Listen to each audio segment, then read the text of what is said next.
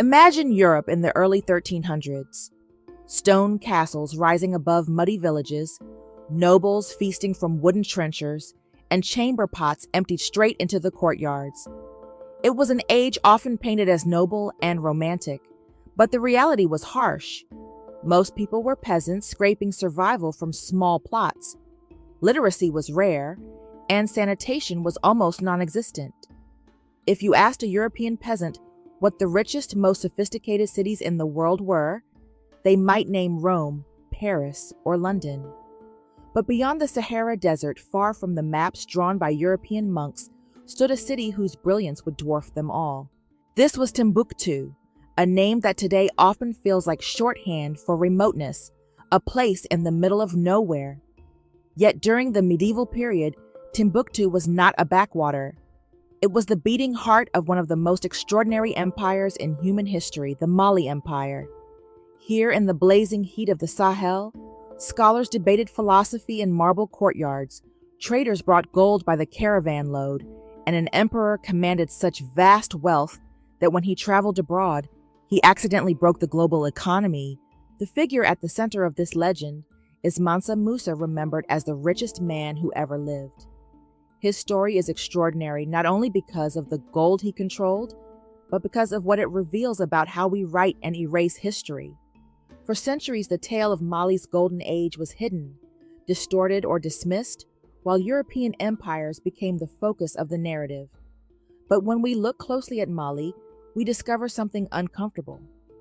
Africa, long portrayed as a continent of tribes and poverty, in colonial histories once nurtured a civilization so advanced that it rivaled and in many ways surpassed Europe's greatest achievements of the Middle Ages. This is not myth, this is history deliberately forgotten. When we think of the Middle Ages, we imagine a Europe struggling to recover from the collapse of Rome. Feudal lords battling for scraps of land, knights fighting over honor, and monarchs balancing fragile kingdoms. Economically, Europe was fragile. The feudal system meant peasants owed labor and crops to their lords. Trade was local. Roads were unsafe. Coins were scarce. For many rulers, wealth was measured not in currency but in land and the loyalty of vassals. Now compare that to what was happening south of the Sahara. By the early 1200s, West Africa was undergoing a transformation. Small kingdoms and tribal confederations dotted the landscape, but out of their conflict and competition would emerge a new kind of empire, one built not only on conquest, but on economic integration, diplomacy, and intellectual ambition. Its center would be the Niger River, a great waterway that wound like a golden serpent through savanna and desert, connecting cultures and markets across a vast region. At this river's bend, Timbuktu began as little more than a seasonal encampment. Legend says its name comes from an old woman Buktu who watched over a well while her people traveled. A simple origin, almost laughably humble. Yet from this well, a city would rise that housed hundreds of thousands of people, a library greater than any in Europe, and scholars whose works influenced thought across the Islamic world. Timbuktu would become both symbol and reality of Africa's golden age. Why don't we learn about this in school? Why does Timbuktu sound more like a punchline than a jewel of world history? The answer lies in how history has been written. For centuries, European explorers and colonial powers had no interest in admitting that Africa had produced thriving civilizations. To acknowledge that Africans once mined gold more efficiently than Europeans, developed credit systems before the Renaissance, or preserved more manuscripts than all of Europe combined, would have undermined the myths used to justify colonization. So Mali was minimized, its achievements brushed aside. The vast gold of Mansa Musa became a fairy tale. Timbuktu became a synonym for a fabled, unreachable city rather than the real intellectual hub it once was. The narrative that Africa contributed little to world history was more convenient than the truth. But the manuscripts hidden by families in Timbuktu, the oral traditions preserved by griots, and the accounts written by Arab travelers all tell us otherwise. They show us a West Africa that was dynamic, literate, and deeply connected to global trade, centuries before Europeans began their age of exploration. They reveal that when Mansa Musa strode across the Sahara in 1324 leading a caravan glittering with gold, he wasn't an anomaly. He was the product of a system carefully built by generations of rulers who understood that true power lay not only in treasure, but in knowledge. It is almost impossible to overstate how wealthy Mansa Musa was. Economists today estimate that his empire controlled up to 15% of the world's known gold supply. Imagine one man, one empire sitting on that much wealth in a world where gold was the foundation of nearly all currency. His pilgrimage to Mecca in 1324 was meant to be a spiritual journey. Instead, it became the most expensive publicity campaign in medieval history. Contemporary chroniclers describe the scene: 60,000 people traveling with him, including thousands of attendants and slaves dressed in silks, 80 camels each carrying 300 pounds of gold dust, Arabian horses with golden bridles, and a royal tent that could house 1,000 guests. Along the way, Musa distributed gold so generously in Cairo that the metal's value plummeted and the Mediterranean economy took over a decade to recover. Imagine a single person walking into Wall Street and causing a global recession just by spending too freely. That was the scale of his impact. But Musa's wealth, though legendary, is not the true heart of this story. What matters is how that wealth was used. Under his rule, Timbuktu became a beacon of learning, with the University of Sankore preserving and producing manuscripts on astronomy, mathematics, medicine, and law. Scholars from North Africa, the Middle East, and even Europe came to study there. Knowledge was not only safeguarded, but created. In a world where many European rulers could barely sign their own names, Mali's emperors were building one of the greatest intellectual centers of the age, and yet this golden age would not last. The empire's fall did not come from a natural disaster or an overwhelming enemy invasion. Instead, it came from something more insidious: the vulnerabilities of success. The same wealth that brought Mali to prominence also made it a target. The same networks of trade and scholarship that spread its fame also exposed it to exploitation. After Musa's death, succession disputes weakened central authority. The rise of rival powers like Songhai, the expansion of Moroccan ambition, and the relentless probing of Portuguese explorers all eroded Mali's foundations. By the late 1500s, a Moroccan army would cross the Sahara with muskets and cannons, sack Timbuktu, and deliberately dismantle its intellectual heart. The great libraries were looted, manuscripts scattered or destroyed, and scholars killed or enslaved. What could not be erased physically was erased from memory through centuries of neglect and colonial distortion. For hundreds of years afterward, Europeans dismissed stories of Mali as fantasy. The legend of Timbuktu lived on, but stripped of its truth, recast as a mirage rather than a monument of human achievement. Only in the late 20th century did historians begin piecing together the reality of a medieval African empire whose sophistication rivaled anything in Europe or Asia. To understand Mali is to understand how fragile history can be. Civilizations rise to astonishing heights, only to be toppled by forces within and without. Their legacies can be celebrated or deliberately buried, depending on who controls the narrative. The story of Timbuktu and Mansa Musa forces us to ask uncomfortable questions. Who decides what counts as history? Which voices are preserved and which are silenced? It also challenges us to rethink our mental map of the world. Africa was not waiting for Europeans to discover it. It was already innovating, already trading, already building cities and universities that put much of Europe to shame. When we place Mali back in the story of world history, we see a global Middle Ages, not a Eurocentric one. We see a human story that is richer, stranger, and more inspiring than we've been taught to imagine.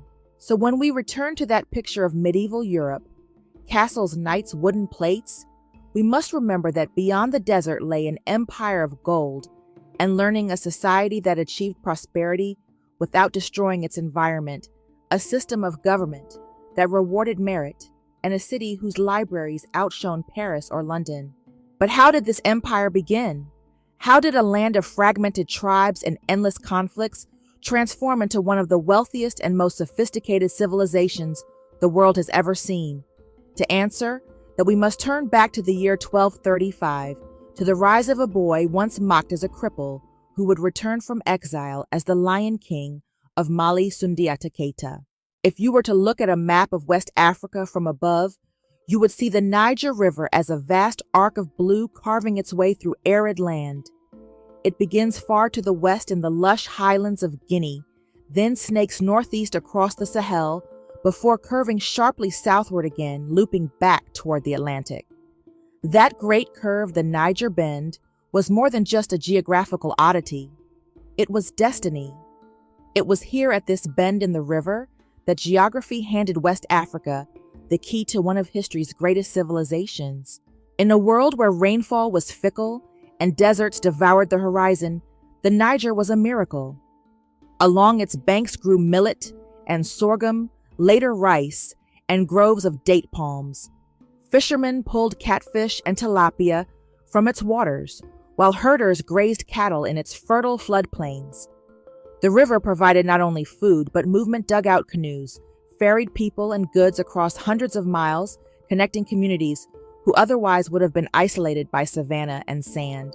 To the north, the Sahara stretched seemingly endless, a sea of sand and salt.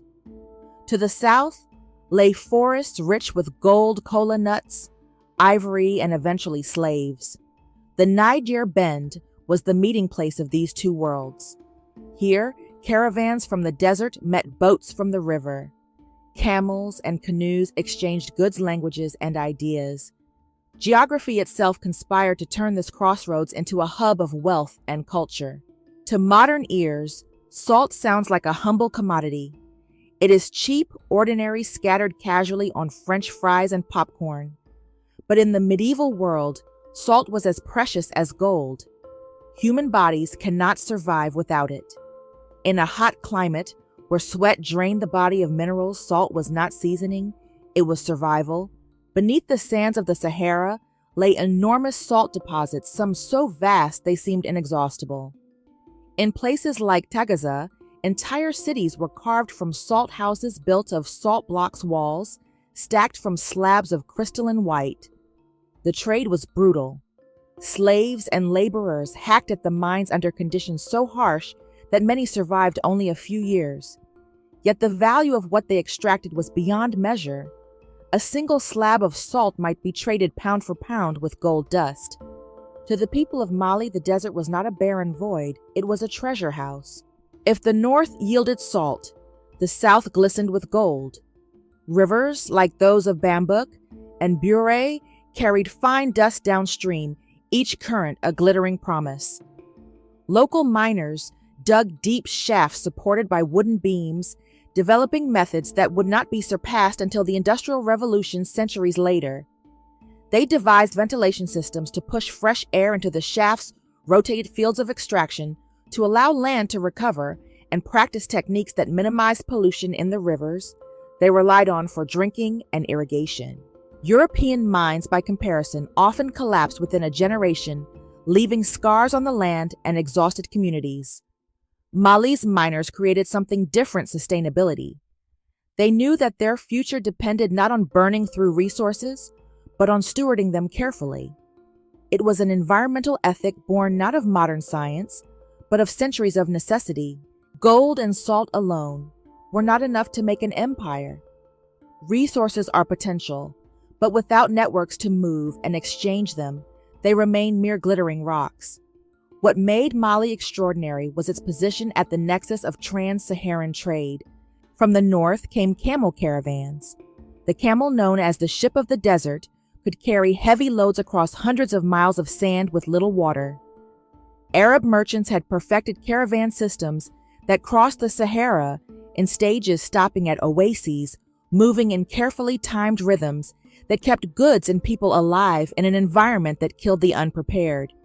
From the Mediterranean world, they brought textiles, glassware, horses, and books. From the south came river traders, moving gold, ivory, and later slaves. These goods fed the insatiable appetite of the wider Islamic world, where gold coins fueled dynasties in Cairo, Damascus, and beyond. In exchange, sub-Saharan Africa gained not only luxuries but technologies, ideas, and cultural connections that would transform Timbuktu into more than a trading post. It would become a cosmopolitan city of scholars. It's easy to imagine Timbuktu as the product of deliberate planning, but its rise was more accidental. It began as a seasonal encampment of nomads who left an old woman named Bukatu to guard their well. Her name became the city's name. What mattered was not its origin, but its position. Timbuktu sat precisely where the Niger River came closest to the Sahara Desert. It was the hinge between two worlds' boats to the south, camels to the north. By the 1200s, Timbuktu was already humming with activity. Southern traders arrived with gold and ivory. Northern caravans brought salt horses and manufactured goods. What was exchanged was not only commodities, but also languages, stories, and faith. Timbuktu became the physical embodiment of West Africa's unique geography, a city born from the convergence of river and desert agriculture and trade Islam and local tradition. The geography of the Niger Bend did something else. It encouraged complexity. Most European economies in the 1200s were still local, based largely on subsistence agriculture and barter. Mali, by contrast, developed a sophisticated multi-currency economy. Gold dust was reserved for large international transactions. Cowrie shells imported from the Indian Ocean served as small change in markets. Salt bars functioned as stable stores of value like medieval savings accounts. But perhaps most remarkable was their system of credit. Merchants in Timbuktu could deposit gold with trusted bankers and receive letters of credit. These notes could then be carried to Cairo or Mecca and exchanged at predetermined rates. It was a financial innovation centuries ahead of Europe, where such systems would not emerge until the Renaissance. The result was long-distance trade made safer and more efficient, an economy not bound by the weight of physical treasure, but powered by trust, reputation, and record-keeping. Geography had provided Mali with resources and networks, but it was human policy that transformed them into empire. The rulers of Mali protected trade routes with their army's standardized weights and measures to prevent fraud and incentivized local governors to maximize prosperity rather than extract tribute. The result was what modern economists would call a positive feedback loop. More trade generated more tax revenue, which funded better infrastructure and security, which attracted more merchants, which in turn increased trade further. By the 1300s, Mali was generating wealth equivalent to billions of dollars annually in modern terms. The empire's treasury was so full that chroniclers described storerooms where gold dust was piled like grain, sealed in jars the size of a man. It was not a trickle of wealth, but a flood coursing through the arteries of desert and river, all converging at Timbuktu. One of the most striking features of Mali's development is how deeply it was shaped by its environment. The harshness of the desert forced innovation in trade and finance. The fertility of the Niger encouraged dense settlement and agriculture. The abundance of gold and salt demanded sustainable extraction methods. Unlike in Europe, where wealth was often derived from exploiting peasants tied to the land, Mali's prosperity depended on balancing extraction with preservation. If the mines collapsed, if the river was poisoned, the system would crumble. This did not mean Mali was free of exploitation. Slavery was a harsh reality, particularly in the salt mines. But compared to the extractive feudal systems of Europe, Mali demonstrated a striking capacity to manage resources for the long term. Its rulers understood that power came not from squeezing subjects until they broke, but from creating systems where prosperity fed itself. By the early 1200s, the stage was set. Geography had provided the Bones River desert gold salt. Trade had supplied the lifeblood caravans markets exchange. What Mali needed now was a unifying force, someone who could bind together feuding tribes and transform potential into empire. That figure would emerge in the form of Sundiata Keita, the boy once mocked as a cripple who would return as a conqueror. But before we turn to his legend, it is worth pausing to reflect on the extraordinary role of geography in shaping human history. The rise of Mali was not inevitable, but it was profoundly influenced by the simple fact of where rivers flowed and where minerals lay.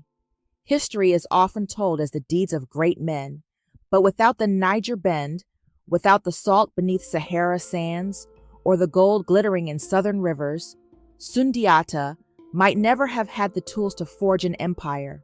And so, as we prepare to enter the story of Mali's founding hero, remember the stage on which he acted. A land of extremes, where the river's green embrace met the desert's harsh expanse, where gold and salt passed hand to hand in bustling markets, and where a trading camp named after an old woman's well became the most unlikely of world capitals. It was into this world that Sundiata Keita stepped, a child of prophecy, a crippled prince, and eventually the Lion King of Mali. His rise would turn geography into destiny, resources into empire, and legend into history. In the Chronicles of West Africa, one figure rises above all others, Sundiata Keita remembered as the Lion King of Mali. His life exists in that fascinating space between myth and history, carried in song by generations of griots, yet corroborated by the chronicles of Arab writers and the archaeology of his homeland. What makes his story so powerful is the way it begins not in triumph, but in weakness. Sundiata was born a prince in Kangaba at the turn of the 13th century, but from his earliest days he was crippled. His legs could not bear his weight, and he crawled across palace floors while other children ran in the courtyards. In a society that valued physical strength, this seemed like a cruel joke of fate. Rivals mocked him, courtiers dismissed him, and his mother, Sogolan, endured shame as her son struggled to move. The boy of prophecy appeared doomed before his life had even begun. But within him burned an iron will. Oral tradition tells us of the day when humiliation reached its breaking point. Sundiata, no longer willing to crawl, demanded a staff. With the help of his mother and attendants, he hauled himself upright. The staff bent and cracked under his grip, yet he stood unshaken. From that moment, the boy who had been dismissed as weak revealed himself as something else entirely. The cripple became the lion. This single act became a symbol that defined his life strength, born not of ease, but of struggle. His trials did not end there. Soon his kingdom was swallowed by Sumaworo Kante, the fearsome king of the Soso, remembered as both warrior and sorcerer. Sumaworo ruled with cruelty, decorating his palace with the severed heads of enemies, inspiring fear that stretched across the savannah. Sundiata and his family were forced into exile, wandering from one foreign court to another, dependent on charity. It might have been the end of his story. Instead, exile became his education. He observed the tactics of cavalry in open plains, the endurance of camel riders in the desert, the stealth of forest archers. He learned how rulers formed alliances, how diplomacy prevented wars, and how endless rivalries drained the strength of nations. Slowly, he pieced together an idea that was radical for its time. True power did not come from endless conquest, but from unity. When he finally returned to claim his destiny, it was the year 1235. The land had grown weary of Sumauro's tyranny, and discontent smoldered across West Africa. Sundiata answered that call. He returned not as a lone prince hungry for revenge, but as the leader of a coalition of tribes and kingdoms who had once been bitter rivals. Together they faced Sumauro at the Battle of Kirina. The griots described Sumauro as nearly invincible, his body resistant to iron, his strength fueled by sorcery. Yet Sundiata found a way to break him. Whether through clever strategy, superior alliances, or divine favor, the result was decisive. Sumauro's power was shattered, and Sundiata emerged victorious. But Kirina was more than a battlefield victory. It marked the birth of a new kind of state. Where most rulers of the time might have simply seized power for themselves, Sundiata took a different path. He gathered his allies, and under the great tree of Kurukanfuga, forged a new covenant. What followed is remembered as the Mandan Charter, one of the earliest known constitutions in human history. It was not ink on parchment, but law carried in the memories of griots, a social contract spoken aloud and passed through generations. It declared protections for women and children during warfare, established principles to prevent hunger and ensure mutual aid, and even laid down rules for environmental stewardship, regulating hunting and farming to preserve the land. Most striking of all, it created a vision of society that balanced the rights of individuals with the responsibilities of the community. This was a revolutionary moment. In an age when many rulers built their power on fear and exploitation, Sundiata built his on law and consensus. He granted autonomy to local leaders while binding them together under a shared charter. Tribute was collected, yes, but it was reinvested in roads, trade routes, and security that benefited all. His coalition, once temporary, solidified into the foundations of empire. Mali was no longer a dream, it was reality. To his people, Sundiata became the Lion King. The symbolism was potent. The lion was feared and respected, but it was also a communal animal, living and hunting in prides. Sundiata embodied both aspects, the solitary strength of the predator and the collective power of unity. He was not only protector and conqueror, but the architect of a society designed to endure. The griots kept his story alive, singing epics that stretched thousands of lines performed with music and rhythm across centuries. In their verses, Sundiata is both man and myth, the cripple who stood the exile, who learned the warrior, who united the king, who gave his people law. To some, the epic may sound like legend, yet oral tradition was not mere fantasy. It was the archive of civilizations without parchment or printing presses. And remarkably much of what the griots sang has been confirmed by written sources from Arab travelers like Ibn Khaldun and by archaeological evidence. The Battle of Kirina was real. The Soso kingdom did fall, and a great new power rose in its place. Sundiata's reign lasted about a quarter of a century. In that time, he laid the groundwork for an empire that would stretch from the Atlantic to the Niger Bend, commanding trade routes and resources that would make it the envy of the world. But perhaps his most enduring legacy was not territory or treasure, but the lesson he left behind that strength comes from unity, that law can be as powerful as the sword, and that the dignity of people and the stewardship of land matter as much as conquest. The Mandan Charter, though, carried in memory, represented a vision centuries ahead of its time. For his people, Sundiata was proof that destiny could be reclaimed, that a boy dismissed as worthless could become the founder of a civilization. For us today, his story is a reminder that Africa was shaping constitutional ideas and sophisticated systems of governance long before such concepts became celebrated in Europe.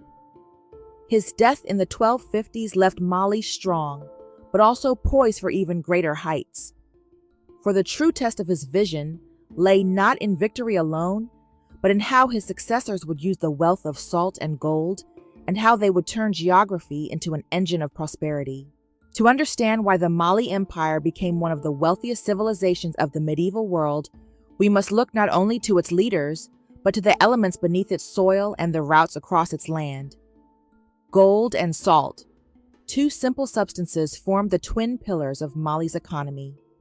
One gleamed with the promise of luxury, the other preserved life itself.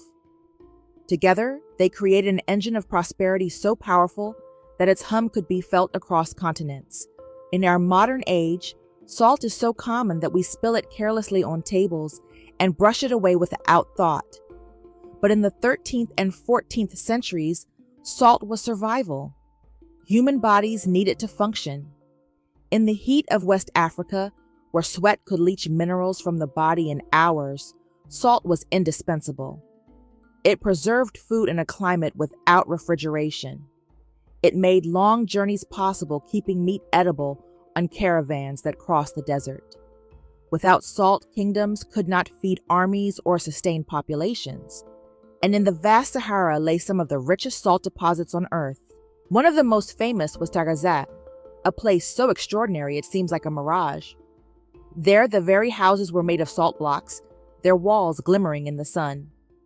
Streets were paved with slabs of crystal white. Even furniture was carved from solid salt. Yet Takaza was not a paradise. Slaves were forced to hack enormous blocks from the earth, working under a sun that baked the ground to lethal temperatures. Most did not survive long, but the mines produced fortunes. A single block of salt might travel hundreds of miles south to Timbuktu and be exchanged weight for weight with gold dust.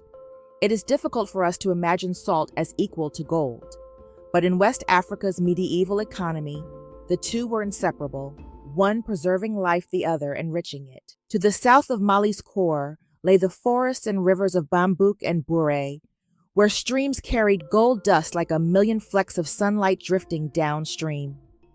Local miners dug deep shafts into the earth, supporting them with timber devising methods that would not be equaled in Europe for centuries. These were not haphazard digs that destroyed land after a few years. The Malian miners rotated their extraction sites, allowing the ground to recover. They engineered ventilation systems to bring fresh air to the depths, protecting miners from suffocation. They refined techniques for separating gold from sand and gravel that maximized yield and minimized waste. They understood long before industrial science that prosperity could last only if it was sustainable. The brilliance of Mali was not just in finding these resources, but in weaving them together into a network. The Niger River, looping like a golden serpent across the land, carried grain, fish, and people. Caravans of camels trudged across the desert, laden with slabs of salt books from North Africa and textiles from the Mediterranean. At the meeting point of river and desert stood Timbuktu, the city that became the beating heart of this trade. Here, boats from the south met caravans from the north. The goods they exchanged would ripple across continents West African gold, fueling the coinage of Mediterranean kingdoms, Saharan salt sustaining life across the Sahel, manuscripts carried from Morocco and Cairo, enriching the minds of students who gathered in Timbuktu's mosques and libraries. Unlike many medieval economies, which remained rooted in barter or isolated in local markets, Mali developed a system astonishingly modern in its sophistication. Gold dust became the standard for large transactions and international trade. For daily purchases, cowrie shells imported from the Indian Ocean served as coins. Salt bars functioned as stable stores of value, easy to transport, and universally recognized. This multi-currency economy allowed flexibility and resilience. More impressive still was their credit system. A merchant in Timbuktu could deposit gold with a banker and receive a letter of credit. With this letter, he could travel to Cairo, Damascus, or even Mecca, and exchange it for local currency at a predetermined rate. This innovation, which would not appear in Europe until centuries later, made long-distance trade safer by reducing the risk of carrying vast amounts of physical treasure.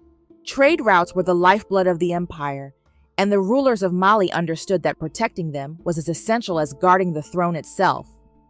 Imperial armies patrolled the roads. Standardized weights and measures were enforced to reduce fraud.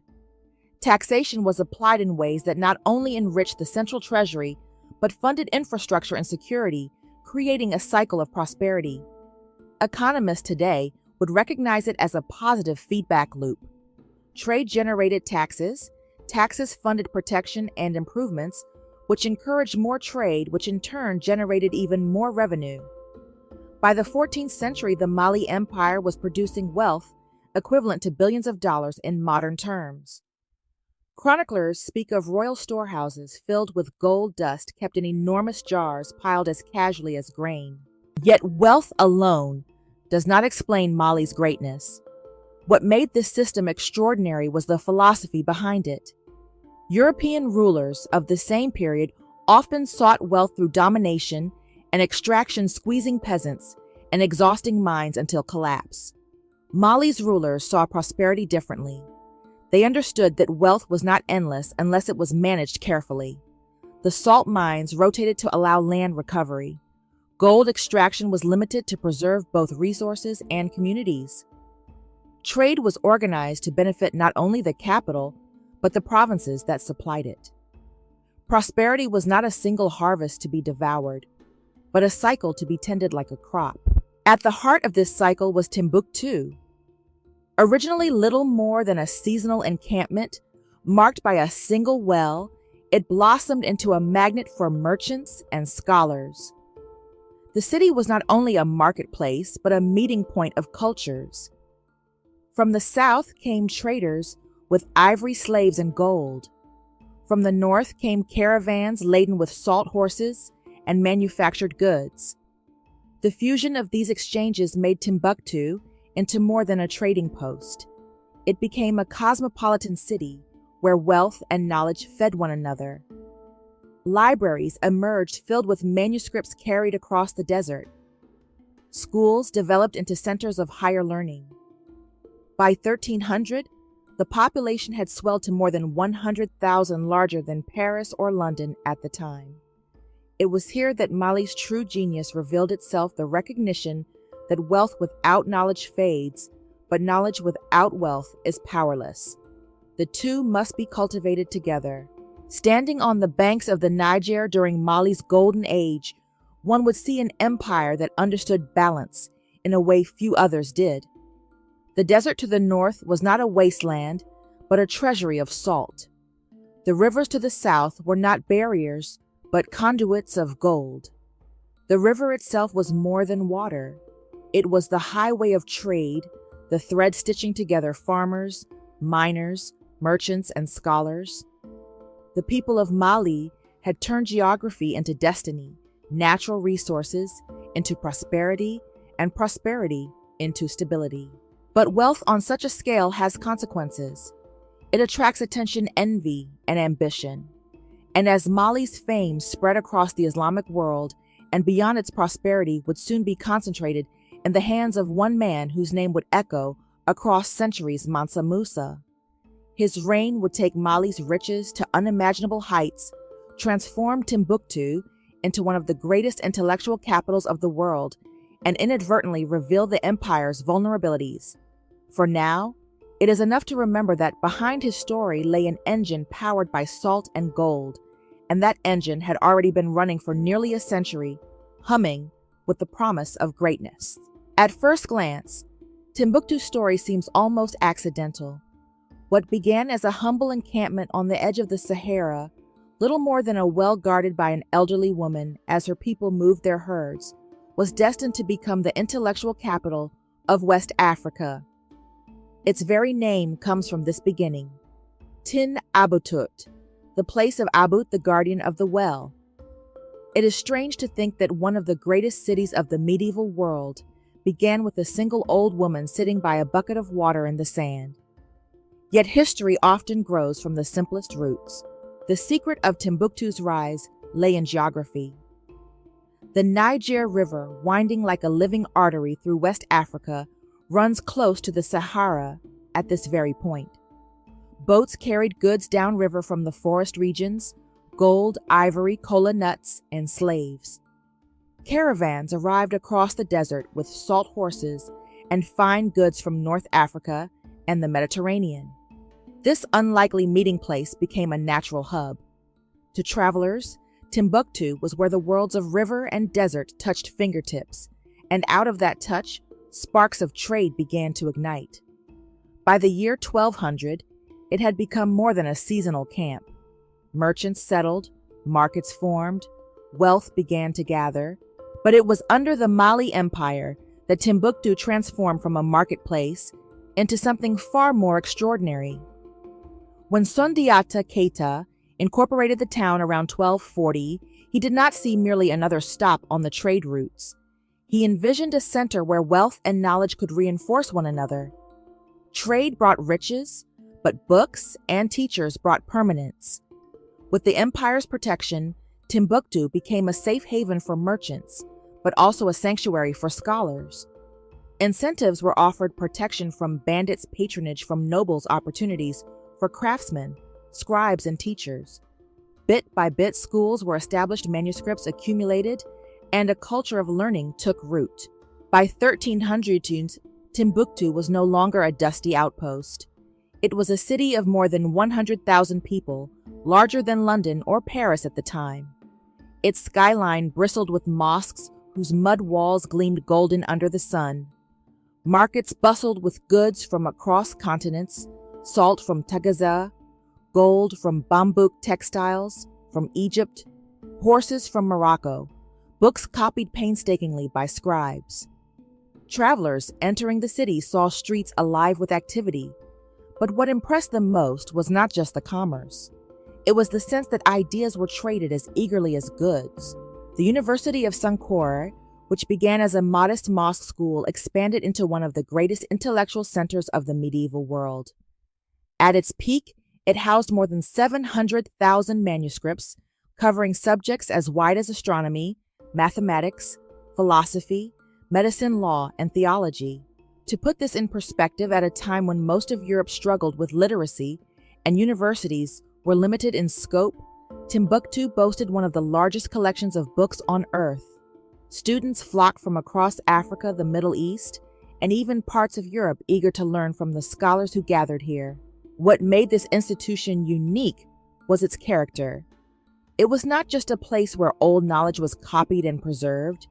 It was a place where new knowledge was created. Scholars debated the circumference of the earth, studied the movements of stars, calculated calendars with precision, and engaged in legal discussions that adapted Islamic law to the specific realities of West Africa's diverse and multi-ethnic society. They experimented with medicine, blending Islamic knowledge with local herbal remedies, producing treatments more effective than many in Europe. Physicians in Timbuktu performed cataract surgeries and bone settings centuries before such practices became common in European hospitals. Lawyers drafted legal principles to protect women, children, and property in ways that resonated with the Mandan charter Sundiata had established a century earlier. Beyond the classrooms, Timbuktu's intellectual life seeped into daily living. Wealthy families commissioned books as status symbols, not unlike how elites today purchase works of art. Scribes and bookbinders flourished, producing manuscripts illuminated with golden ink bound in fine leather and traded across the Sahara. Owning a library was a mark of distinction. Books themselves became one of Timbuktu's most profitable exports. A single manuscript could be worth the price of a horse, or even a house. Knowledge itself became currency, and in this city, it circulated with the same weight as gold and salt. Foreign travelers were stunned by what they encountered. Arab chroniclers who visited described libraries overflowing with volumes, markets where books were more expensive than any other commodity, and scholars who rivaled the intellectuals of the Cairo, Damascus, and Baghdad. European merchants who had long thought of Africa as a land of raw materials began to hear whispers of a city where scholars debated philosophy in marble halls, where students learned astronomy beneath the desert sky. Timbuktu began to take on a mythical quality in the imagination of outsiders. To some, it sounded like El Dorado, a place of inexhaustible riches. To others, it was an Atlantis of knowledge hidden at the edge of the Sahara. The Mali emperors nurtured this vision. They understood that wealth was fleeting unless it was anchored in institutions. Roads could be washed away, caravans robbed, minds exhausted. But a university, a library, a culture of scholarship, these could endure for generations. In building Timbuktu as a city of knowledge, they ensured that Mali's wealth was not only material, but intellectual. They created human capital administrators who could manage complex systems, diplomats who could negotiate in multiple languages, merchants who could calculate profits across thousands of miles. The genius of Mali's rulers was in recognizing that prosperity lay not just in extracting wealth, but in amplifying it through knowledge. Gold dust glittered in riverbeds, salt gleamed in the desert, but the brightest treasure was the mind sharpened by study. Timbuktu was their jewel, polished not only by the hands of traders, but by the pens of scholars. Imagine walking through the city at the height of its glory. The call to prayer rises from Sankore's minaret, echoing across streets filled with merchants bargaining in a dozen languages. Students carry wooden tablets, covered in inked lessons, hurrying to classes where they debate mathematics or law. Scribes bend over manuscripts, their fingers stained with ink, copying texts that have traveled from Cairo or Baghdad. Wealthy patrons gather in shaded courtyards, listening to recitations of poetry or disputations about philosophy. Everywhere there is a sense of movement, of knowledge flowing like the Niger itself, constant, life-giving, unstoppable. It is easy to forget when we think of the medieval world how isolated many societies were. Europe, fractured by feudalism, was often trapped in cycles of war and famine. Yet here in West Africa, a different model thrived. Cosmopolitan, literate, connected by trade and bound by law. Timbuktu did not need to conquer its neighbors to achieve greatness. It became great by attracting people, ideas, and wealth. Its power lay not in fortresses, but in libraries, not in armies, but in scholars. This was the stage upon which the most legendary figure of Mali would step. When Mansa Musa inherited the throne in 1312, he inherited not only a gold-producing machine of breathtaking scale, but also a city that was already a magnet for knowledge. Under his reign, Timbuktu would soar even higher, its mosques rebuilt in grand style, its libraries expanded, its fame carried across the Islamic world. But in doing so, Musa would also draw eyes from places far beyond Africa, eyes that would not only marvel at Mali's riches, but covet them. The story of Timbuktu's rise as a city of knowledge is not complete without the story of the man who made it legendary, and of the journey that would shake the medieval world to its foundations. In the year 1312, a new ruler ascended the throne of Mali, inheriting an empire already vast and prosperous. His name was Musa Keita, but history would remember him with the title Mansa Musa, King of Kings. At first glance, he might have seemed just another in a line of monarchs, but Musa would transform his inheritance into something so extraordinary that even distant European mapmakers who had never set foot in Africa would draw his figure on their charts, golden orb in hand, as the very embodiment of wealth. He would become the richest man who ever lived, not merely because of the resources he controlled, but because of the way he wielded them. To understand the scope of his power, imagine a map of West Africa in the early 14th century. From the Atlantic Ocean in the west to the bend of the Niger River in the east, stretched an empire larger than all of Western Europe combined. Within its borders lay parts of today's Mali, Mauritania, Senegal, Gambia, Guinea, Niger, Burkina Faso, and Ivory Coast. Across this immense territory flowed trade routes, carrying gold, salt, ivory, slaves, and knowledge.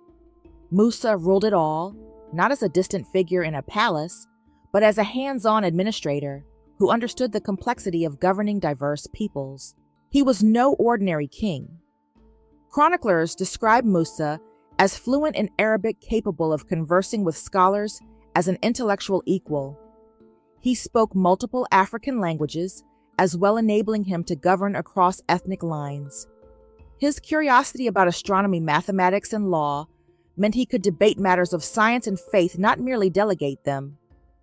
In an age when many rulers relied wholly on advisors, Musa was active in the details of governance, building a system that could endure beyond a single man's lifetime.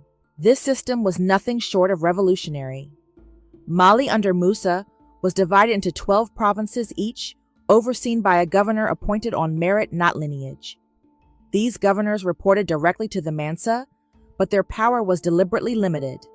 Civil administration was separated from military command, ensuring no single figure could gather enough influence to challenge imperial authority. Tax collectors, judges, and what we might now call development officers operated alongside the governors, rotating regularly to prevent corruption.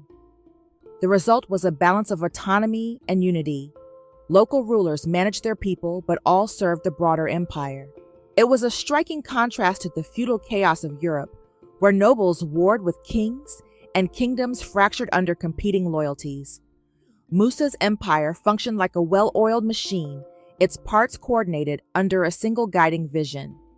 Trade flourished because merchants knew their caravans were protected by imperial patrols.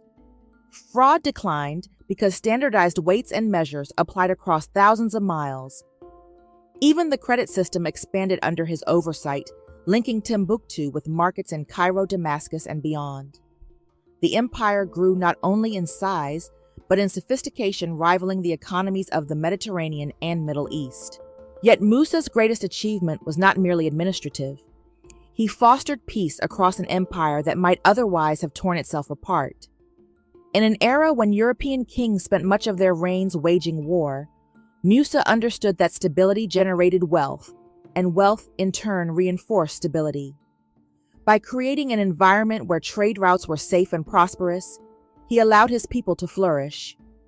Farmers produced surpluses, miners worked without fear of invasion, and scholars found patronage to pursue their studies.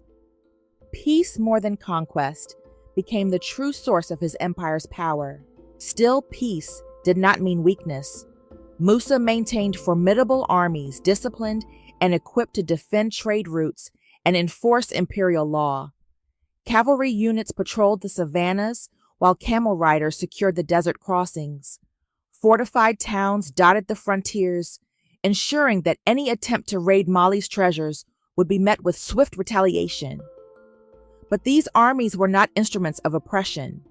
They were guardians of commerce, protectors of road shields for the empire's prosperity.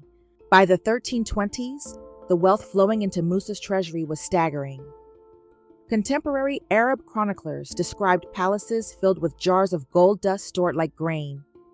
Economists today estimate that Mali controlled between 10 and 15% of the world's known gold supply, an amount so immense it defies comprehension. Imagine a single nation today controlling that share of global oil, and you begin to understand the leverage Mali possessed. Musa presided over this abundance with a vision that blended pragmatism with ambition. But wealth on such a scale also posed unique challenges. Too much gold circulating at once could cause inflation, undermining its value. Hoarding it limited growth, but releasing too much could destabilize neighboring economies. Musa's solution was both practical and brilliant. He used gold strategically, investing in relationships, infrastructure, and knowledge. He funded mosques and schools not only in Mali, but across the Islamic world, extending his influence through generosity. He supported allies with gifts and aid, creating networks of loyalty that spanned continents. He turned Mali's resources into instruments of diplomacy, what modern economists might call soft power. This vision extended to human capital. Musa invested heavily in education, expanding Timbuktu's libraries and universities to create administrators, diplomats, and merchants capable of managing the empire's complexity. By 1320, Mali had more university-trained officials per capita than most European kingdoms.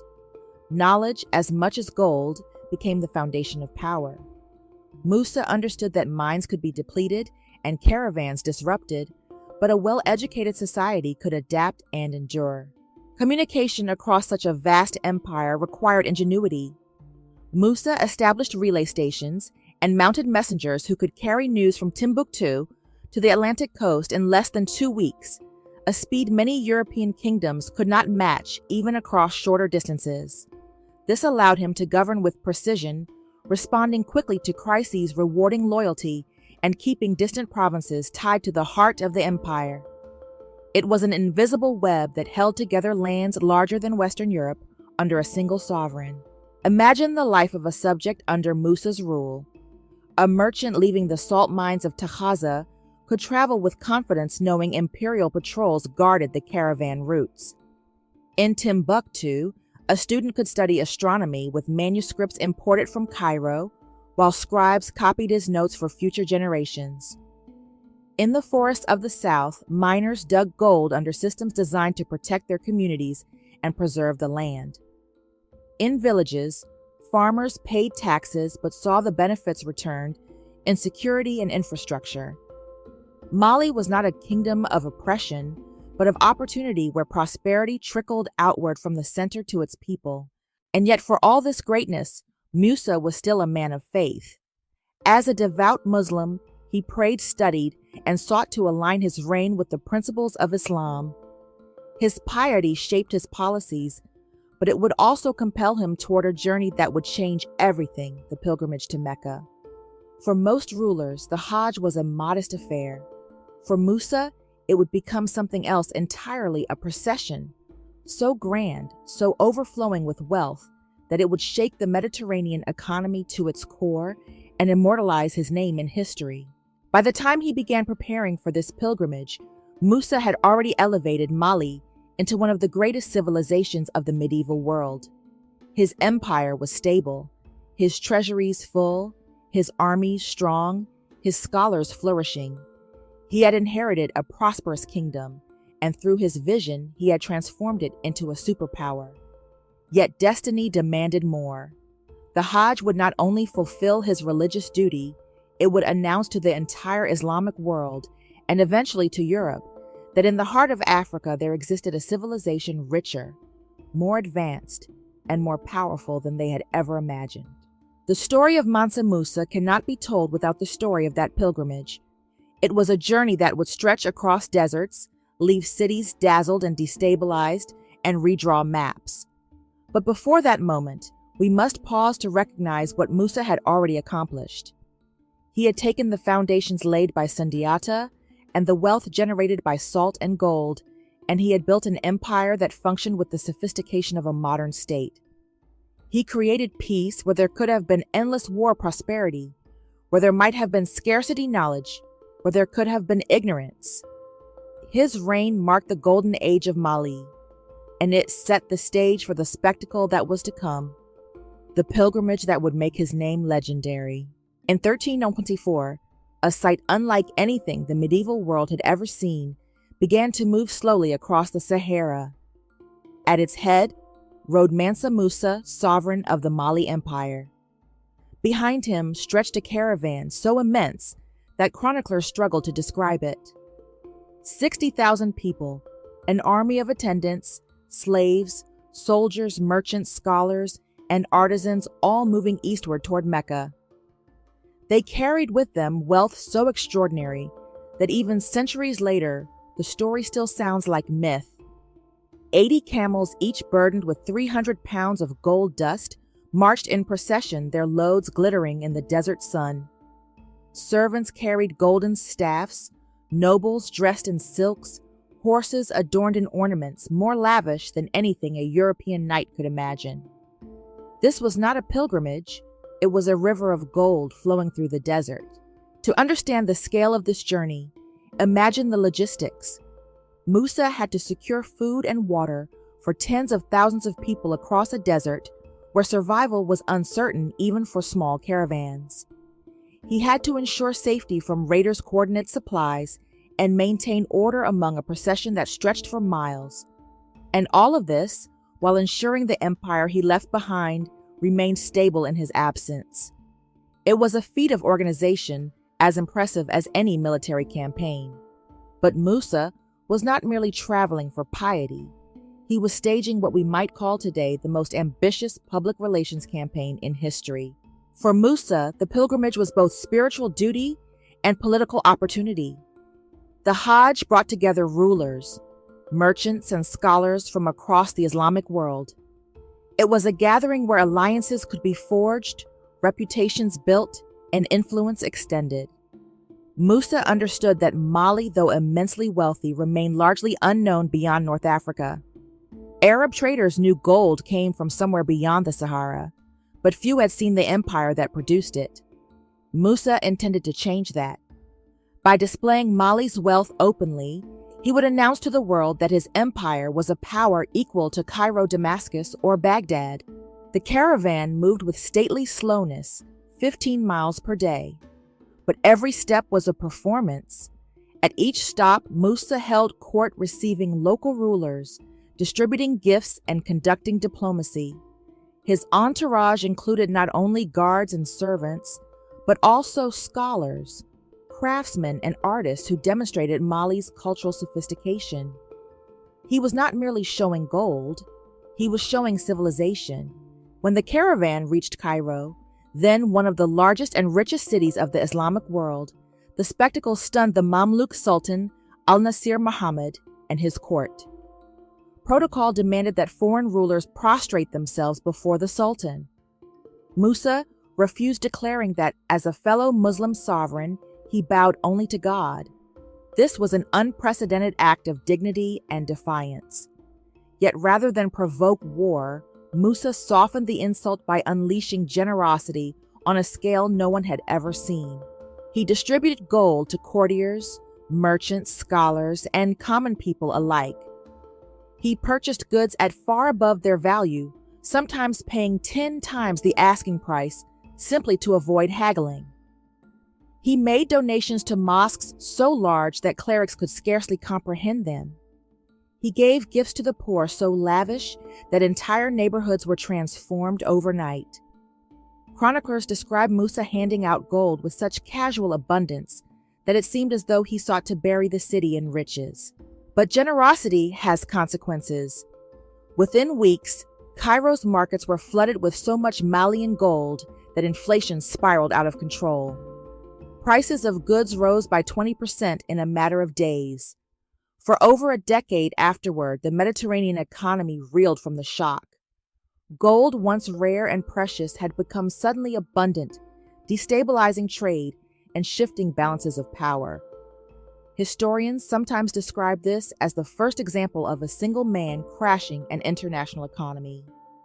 Mansa Musa's pilgrimage, intended as a demonstration of wealth, inadvertently became a global economic event. From Cairo, Musa continued to Mecca, his caravan winding across the desert in a spectacle that Arab chroniclers compared to a legend. Dust clouds kicked up by 60,000 feet could be seen from the horizon. The glint of gold ornaments shimmered in the sun for miles. When he entered Mecca, pilgrims whispered in amazement at the size of his entourage, the richness of his gifts, the discipline of his followers. Musa performed the rituals of the Hajj with humility, yet everywhere he went, his presence announced Mali's power. The pilgrimage was not only display, it was education. Musa met with scholars, architects, and merchants from across the Islamic world. He listened, learned, and recruited.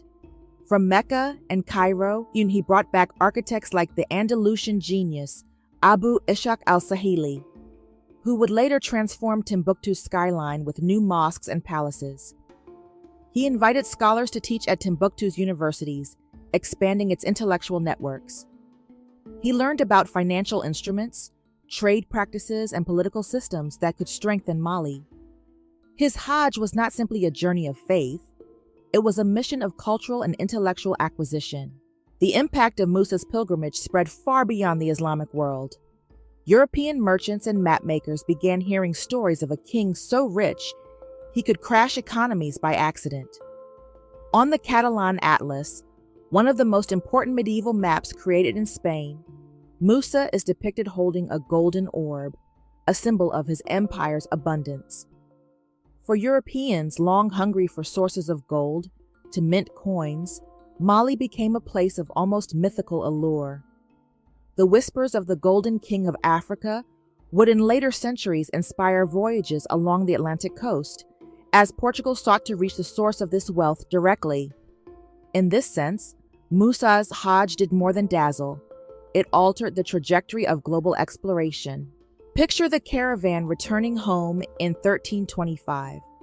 The desert sun gleams on camels, once again laden with goods, and manuscript scholars and architects riding alongside merchants and guards. The empire, awaited with anticipation for stories of Musa's generosity, had already traveled ahead of him.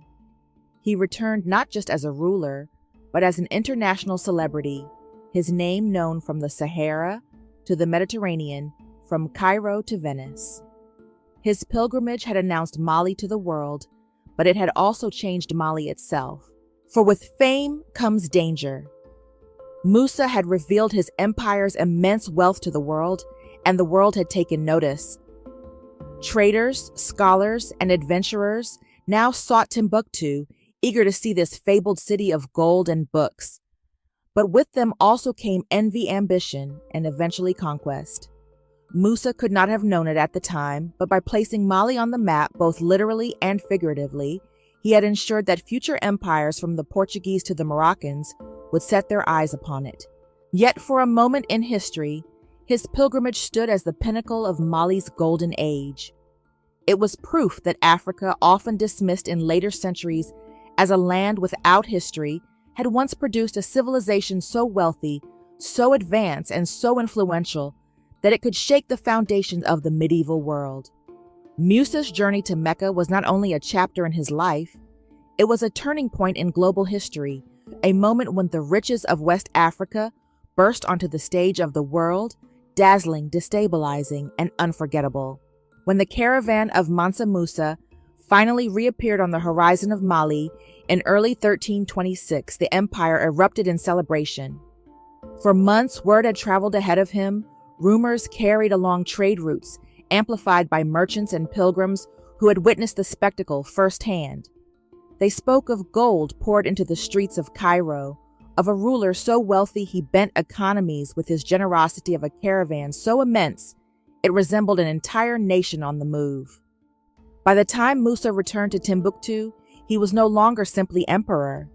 He was legend. Yet Musa did not come home merely as a man who had dazzled the Islamic world. He returned with something more valuable than gold, knowledge networks, and vision. He had seen the great cities of Cairo, Damascus, and Mecca.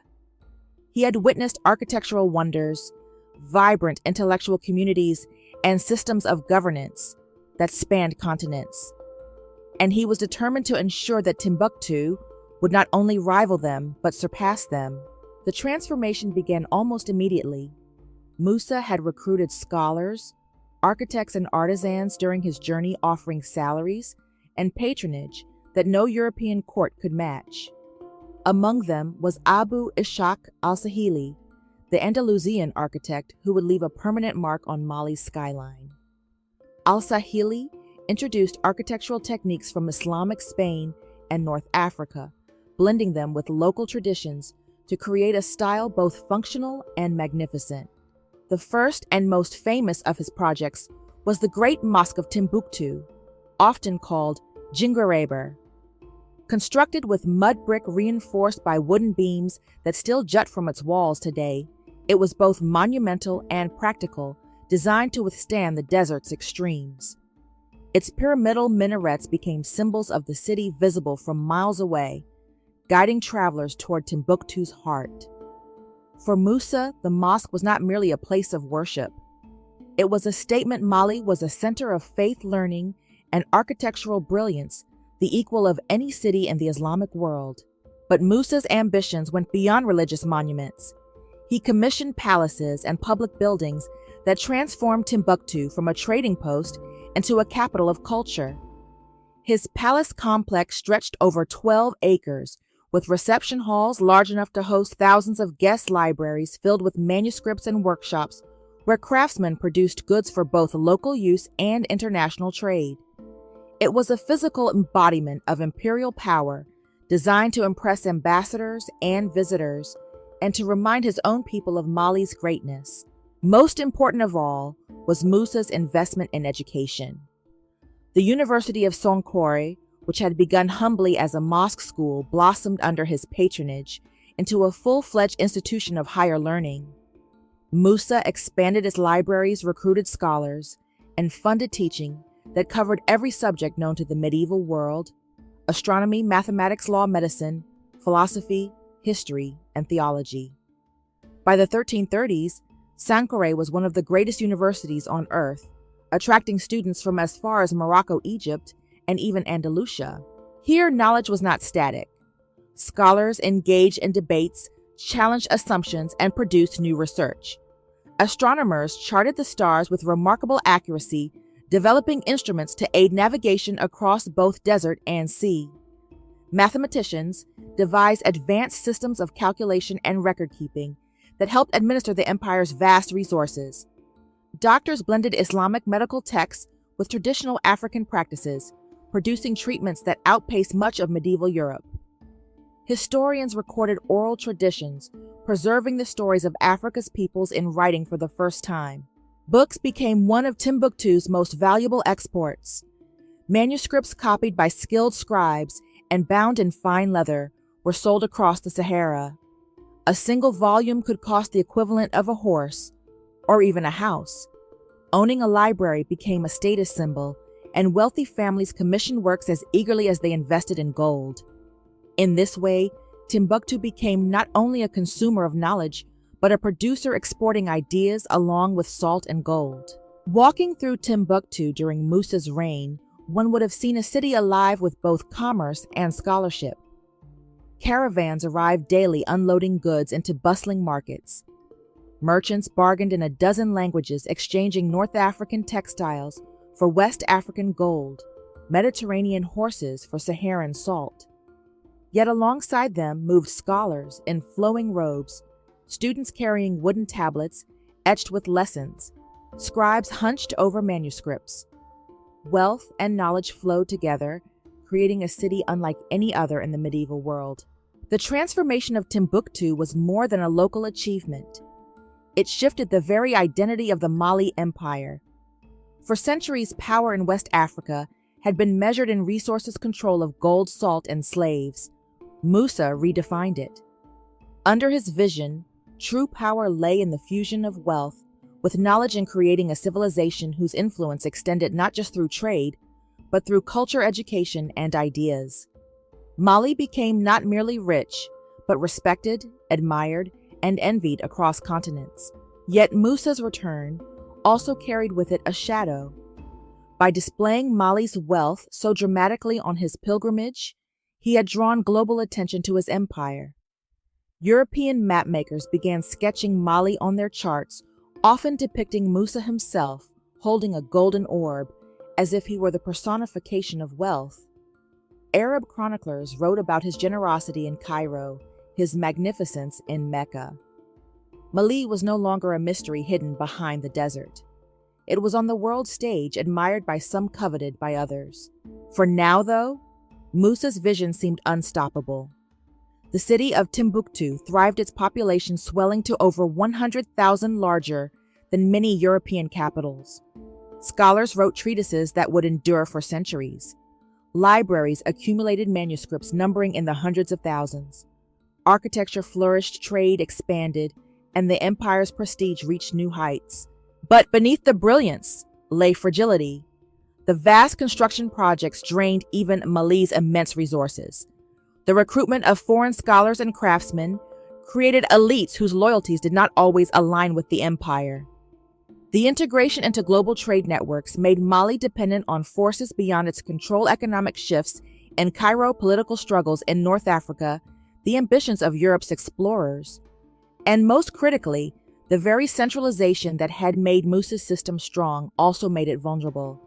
His personal charisma, his piety, his vision held the empire together. Without him, would the system endure? For the moment, Musa did not dwell on these questions. He saw before him a city rising from the desert, its mosques gleaming, its libraries filling its scholars, debating late into the night. He saw an empire respected across the Islamic world, a name etched onto maps, a place that travelers described with awe. He had taken the wealth of salt and gold and turned it into monuments, manuscripts, and memory. He had elevated Mali into a civilization whose greatness could no longer be ignored. When Musa died in 1337, after 25 years on the throne, he left behind an empire at the height of its glory. But he also left behind a question that would shape its future. Could Mali sustain the brilliance of his golden age without the guiding hand of the man who had built it?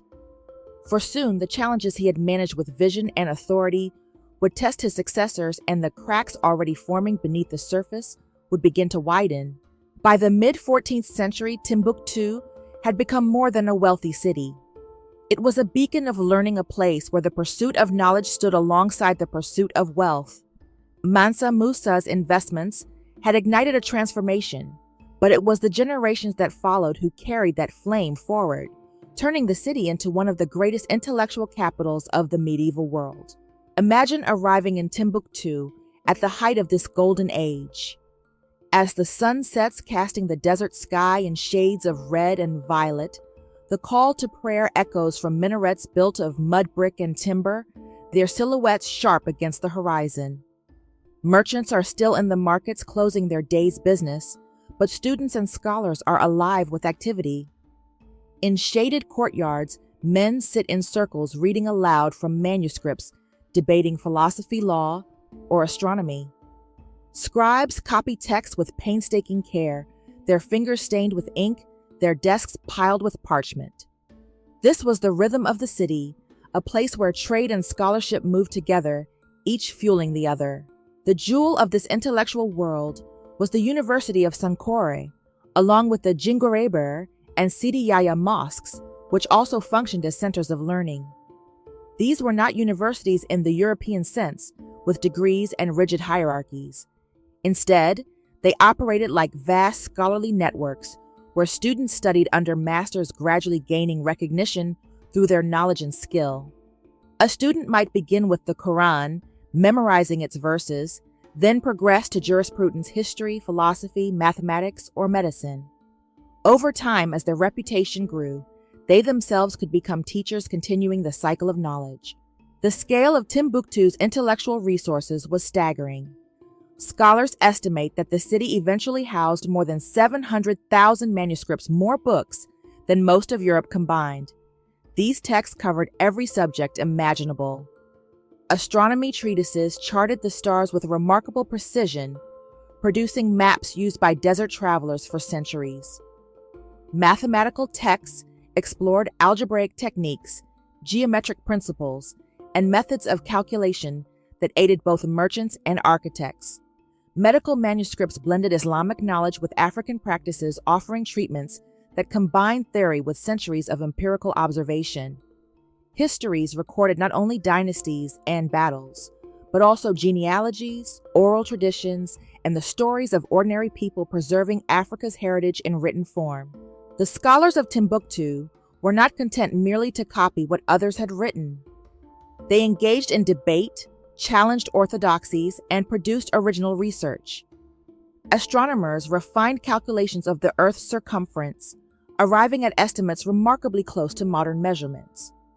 Mathematicians devised accounting systems to manage the empire's complex taxation and trade, ensuring that caravans could be tracked and revenues properly distributed.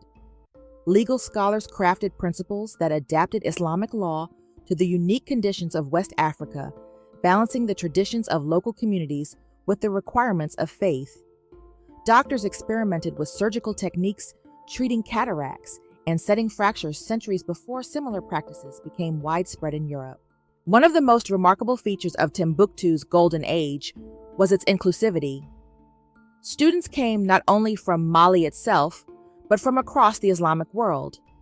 From Morocco, Egypt, Spain, and even further afield, they traveled to sit at the feet of Timbuktu's masters.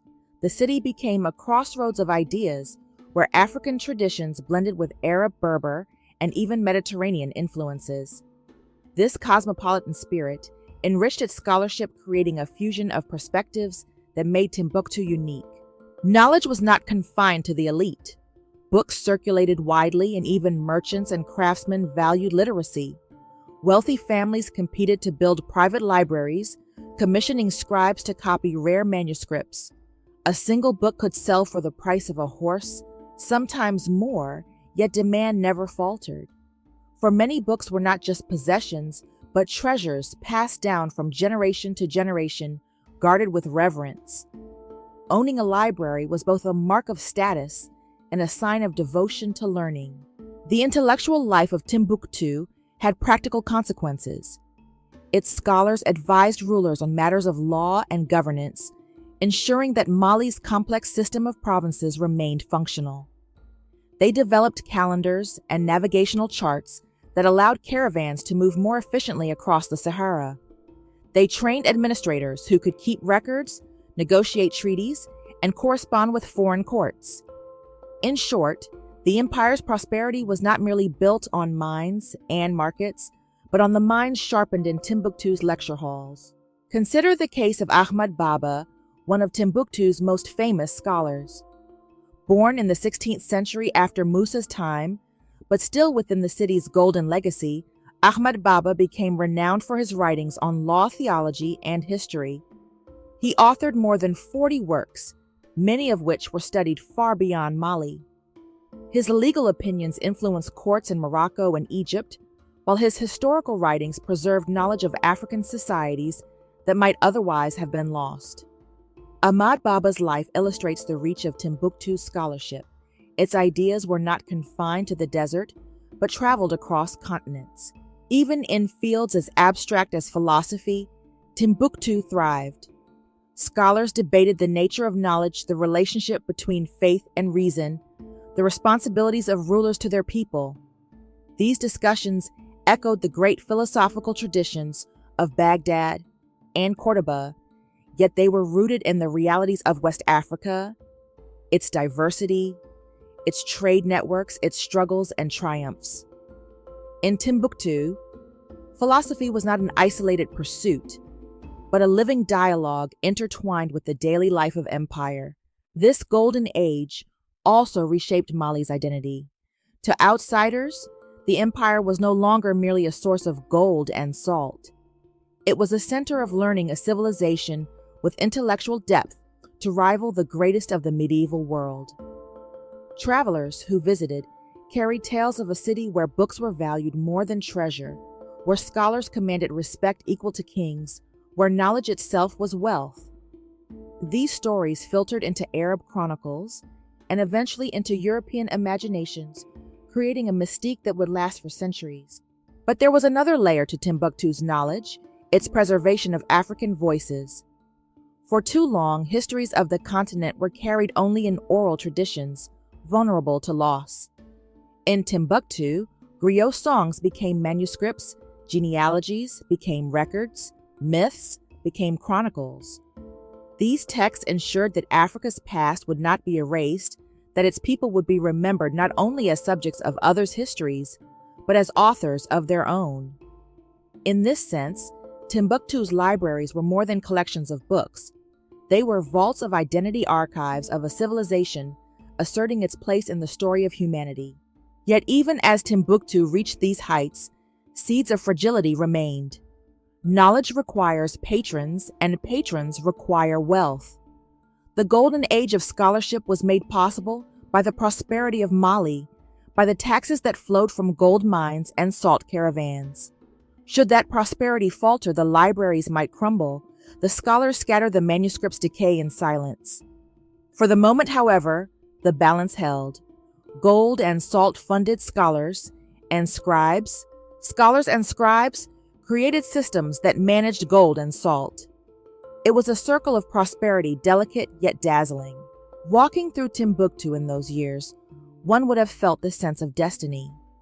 The city seemed eternal, its libraries endless, its debates timeless, and perhaps the people believed it would always be, so that the desert winds could never erase the wisdom written in their books, that the empire's wealth could never run dry. They did not yet know that beyond the horizon, new powers were rising, new ambitions stirring, and that the very fame Timbuktu had achieved would one day attract forces bent not on learning, but on conquest. For now, though, in the glow of its golden age, Timbuktu stood as proof of what wealth and wisdom could achieve together.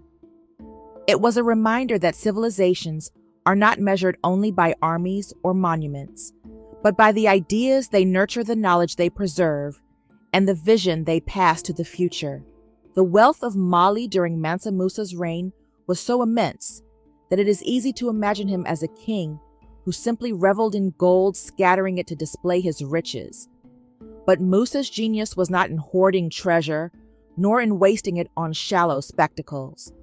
His true brilliance lay in understanding that wealth could be used as an instrument of diplomacy, a way to shape relationships, influence politics, and secure the empire's future. What modern historians call soft power was in many ways pioneered by this medieval African monarch. Gold was abundant in Mali, but Musa understood that raw resources were only the beginning.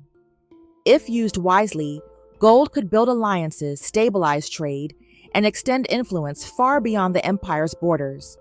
He had already demonstrated this during his pilgrimage to Mecca, where his generosity made Mali's name known across the Islamic world. But upon returning, Musa shifted from performance to strategy. His empire, after all, was not isolated. It lay at the crossroads of Africa, where Arab, Berber, and sub-Saharan cultures intersected, and where Mediterranean merchants increasingly sought access. To maintain Mali's prosperity, Musa needed not only gold mines and salt caravans, but also networks of trust, loyalty, and respect. One way he achieved this was through patronage. Musa funded the construction of mosques not only in Timbuktu, but in towns across Mali and even beyond its borders. These were not simply religious gifts. A mosque was a center of community, a gathering place for teaching, prayer, and trade. By financing such projects, Musa tied local rulers and clerics to the empire, ensuring their allegiance. His gifts were visible symbols of his authority, carved in stone and mud brick standing long after the gold itself had been spent. He extended this patronage outward as well. Reports tell us that Musa funded schools and mosques in Cairo and Mecca, leaving behind not only donations, but also institutions that bore the imprint of his generosity. These were acts of diplomacy disguised as charity.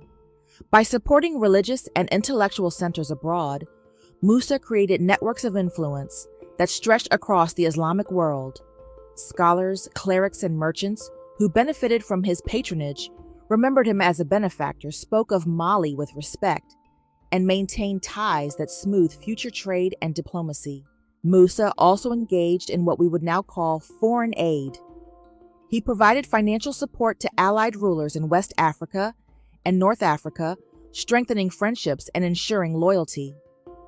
These gifts were carefully calibrated, large enough to demonstrate generosity, but strategic enough to bind recipients into Mali's orbit. Such acts extended Mali's reach without the need for conquest. Instead of marching armies across the desert, Musa sent caravans of gold, building influence with ink and coin rather than spear and sword. But perhaps his most sophisticated tool was Mali's credit system. Letters of credit allowed merchants to travel thousands of miles without carrying physical gold, redeemable in cities as far away as Damascus or Cairo. This system required trust that Malian bankers were reliable, that Mali's gold supply was stable, that Musa's empire was strong enough to enforce contracts. By ensuring this trust, Musa turned Mali into a hub of global finance. Merchants from across Africa and the Mediterranean preferred to deal with Mali not only because it was rich, but because it was reliable. In this way, Musa transformed his empire into a financial powerhouse, its influence woven into the economic fabric of the medieval world. The empire's tax policies also reflected his diplomacy. Unlike rulers who extracted tribute by force, Musa created a system where prosperity in one region benefited the whole. Caravans paid customs duties, but those revenues funded the armies that protected their routes. Standardized weights and measures reduced fraud, making trade more predictable and attractive. Governors were incentivized to maximize growth, rather than simply extract wealth, because their success was tied to the prosperity of the empire. This alignment of incentives created what modern economists might call a positive feedback loop. Trade generated revenue, funded infrastructure, attracted more trade. The cycle reinforced itself, building prosperity without constant warfare. Musa's investments in education were equally strategic. Expanding Timbuktu's libraries and universities was not only a cultural project, but also an economic one. Educated administrators could manage taxation with efficiency. Trained diplomats could negotiate treaties in multiple languages. Skilled scholars could produce knowledge that improved agriculture, navigation, and medicine. These investments ensured that Mali's prosperity rested not only on gold, but on human capital. Diplomacy also extended to the empire's diversity. Musa ruled over dozens of ethnic groups, each with its own traditions and languages. Instead of suppressing them, he integrated them. Local leaders retained authority, but within a framework of imperial unity. Religious tolerance allowed Muslim and non-Muslim communities to coexist. This inclusivity was not merely idealistic, it was practical. By respecting local traditions while binding them under Mali's umbrella, Musa reduced rebellion and ensured stability. His empire thrived not because it crushed diversity, but because it managed it. Contemporary chroniclers marveled at Musa's sophistication. Arab historians described him as a ruler who combined piety with intelligence, generosity with calculation. He spoke as an equal with scholars and merchants, understanding both theology and trade. Unlike many medieval kings who relied entirely on advisors, Musa himself engaged in the complexities of governance. He was both patron and strategist, both devout Muslim and shrewd diplomat. The effects of his economic diplomacy rippled outward. For the Islamic world, Mali became a trusted partner, a source not only of gold, but of stability. For Europe, whispers of Musa's wealth created fascination and envy. Maps began to show a figure of a black king holding a golden orb, symbolizing the riches of Africa's interior. For Mali itself, Musa's diplomacy created decades of peace and prosperity, allowing scholarship, art, and architecture to flourish. Yet his strategy carried risks. By revealing Mali's wealth so openly, Musa ensured that it would become an object of desire for outsiders. Portuguese navigators decades later would sail down the Atlantic coast seeking direct access to Africa's gold. Moroccan rulers would one day dream of seizing Timbuktu itself. Musa's soft power was effective, but it also placed Mali firmly in the world's imagination, a treasure to be admired and eventually to be pursued. For now, though, his system worked. Mali prospered not only because of its mines, but because its ruler understood that gold, when used wisely, could buy more than goods. It could buy loyalty, trust, influence, and legacy. Musa's true genius was in turning material wealth into enduring power, shaping relationships that stretched across continents. As we look back, it becomes clear that his reign was not defined only by spectacular displays like the pilgrimage that dazzled Cairo, but by the quiet, deliberate building of systems that ensured prosperity. It was in the mosques he built, the schools he funded, the merchants he supported, and the alliances he forged that Mali's strength truly lay. And in this sense, Mansa Musa was not only the richest man who ever lived, but one of the most visionary diplomats of his time. The pilgrimage of Mansa Musa had transformed Mali from a regional power into a name known across the medieval world. In Cairo, he had dazzled merchants and scholars. In Mecca, he had impressed pilgrims from across Islam. In Europe, mapmakers began sketching his figure into their charts, placing Mali onto maps that had once left Africa blank. His fame was a triumph, but with fame comes scrutiny, and with scrutiny, vulnerability. What Musa had achieved for Mali was unprecedented, but it also exposed the empire to new risks that no amount of gold could entirely deflect. At the heart of the challenge lay visibility. For centuries, Mali's wealth had been shielded by geography. The Sahara acted as a natural barrier, discouraging invasions and isolating the empire from the ambitions of distant powers. Traders who crossed the desert spread whispers of gold, but few outsiders saw the mines or the cities for themselves. Musa's Hajj changed this. By displaying his riches so openly, he shattered the mystery. Now Mali was not merely a rumor, it was a target. The economic consequences of Musa's generosity had already rippled outward. By flooding Cairo with gold, he inadvertently destabilized local markets, causing inflation that lasted more than a decade.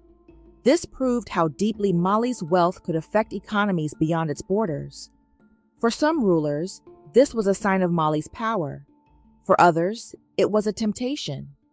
If one man could destabilize the Mediterranean simply by traveling what might a rival gain, by seizing Mali's resources directly, inside the empire, new tensions also arose.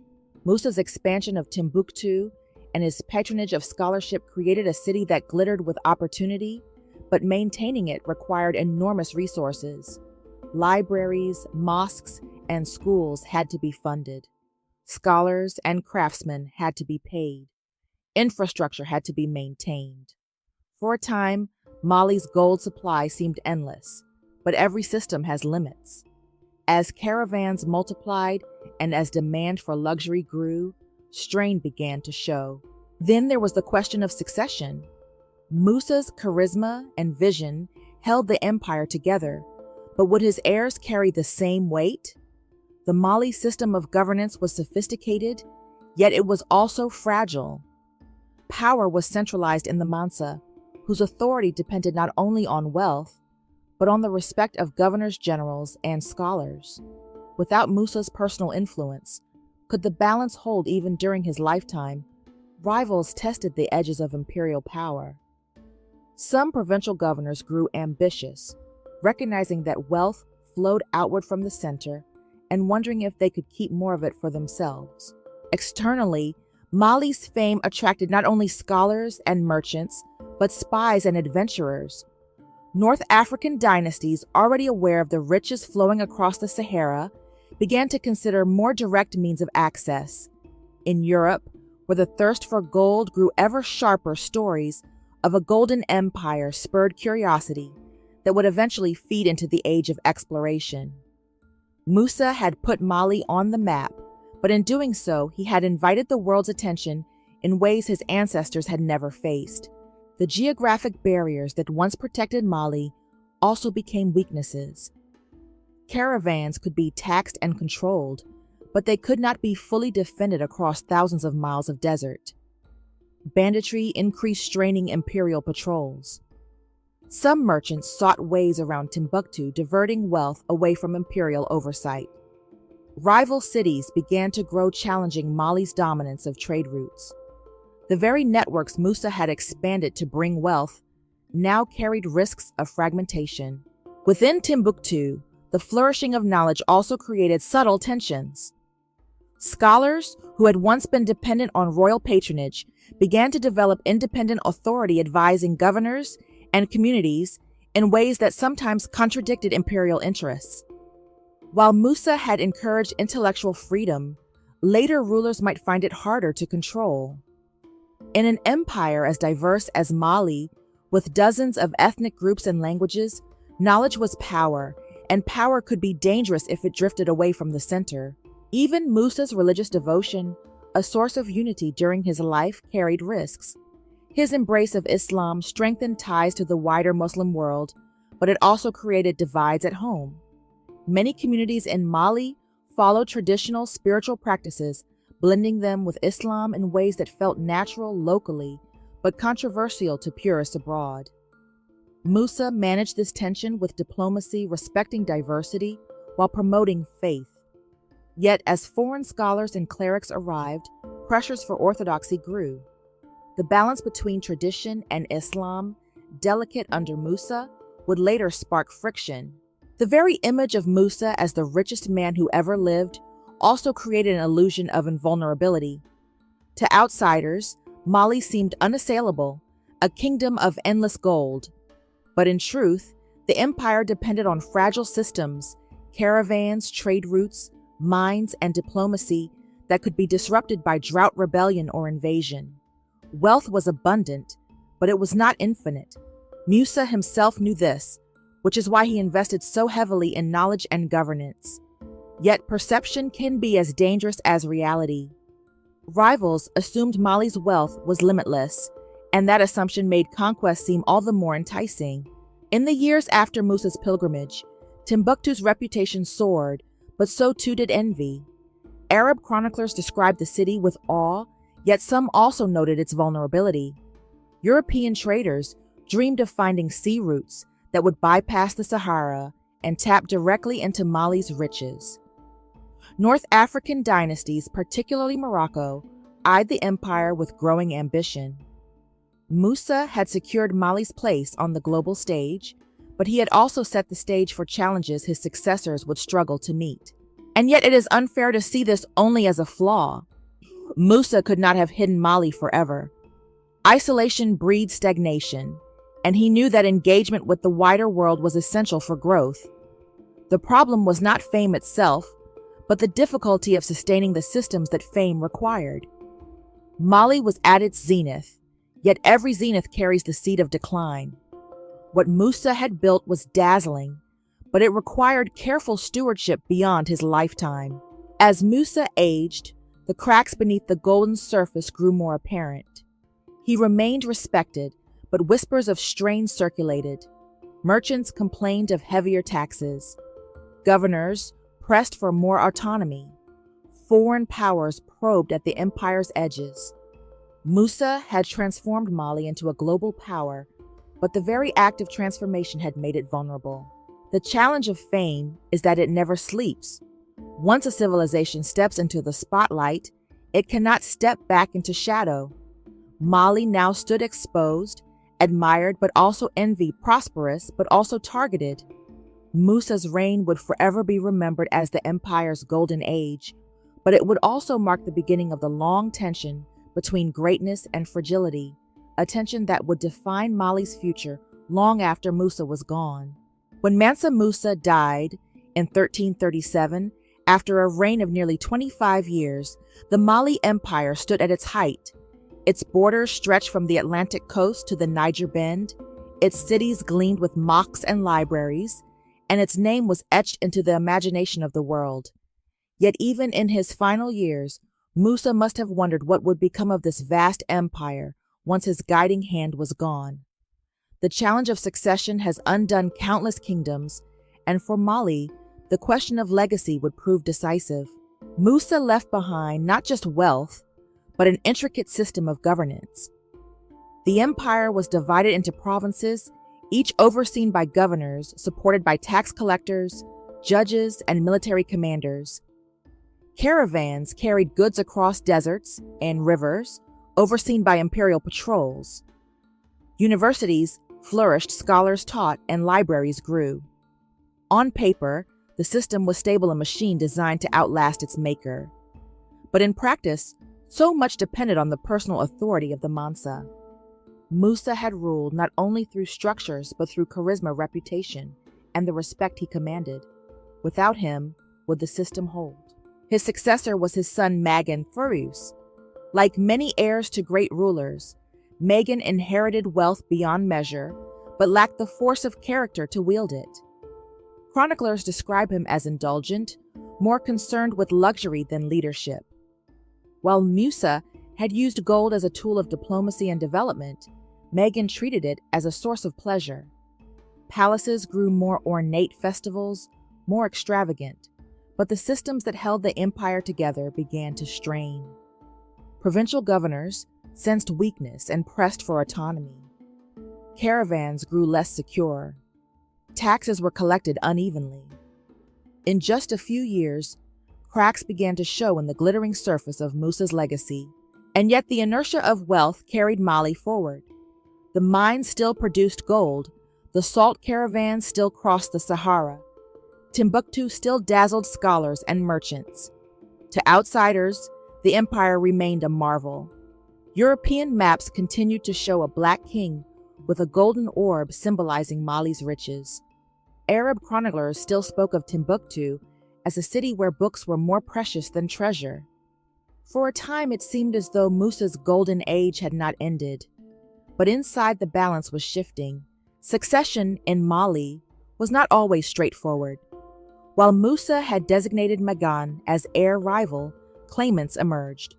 Brothers, cousins, and generals all had their supporters, and the system of governance, though sophisticated, had no clear mechanism for peaceful transition beyond the will of the ruler.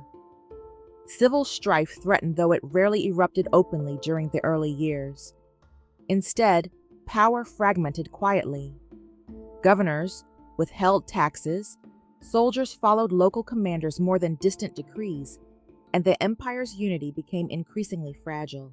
Timbuktu itself reflected these tensions. The city continued to thrive as a center of learning, but its scholars grew increasingly independent. They advised governors as much as they served the court. Libraries expanded, but their patrons were no longer exclusively royal. Wealthy merchants and private families commissioned work, shifting cultural power away from the palace. While Musa had embraced this intellectual diversity, later, rulers sometimes saw it as a threat.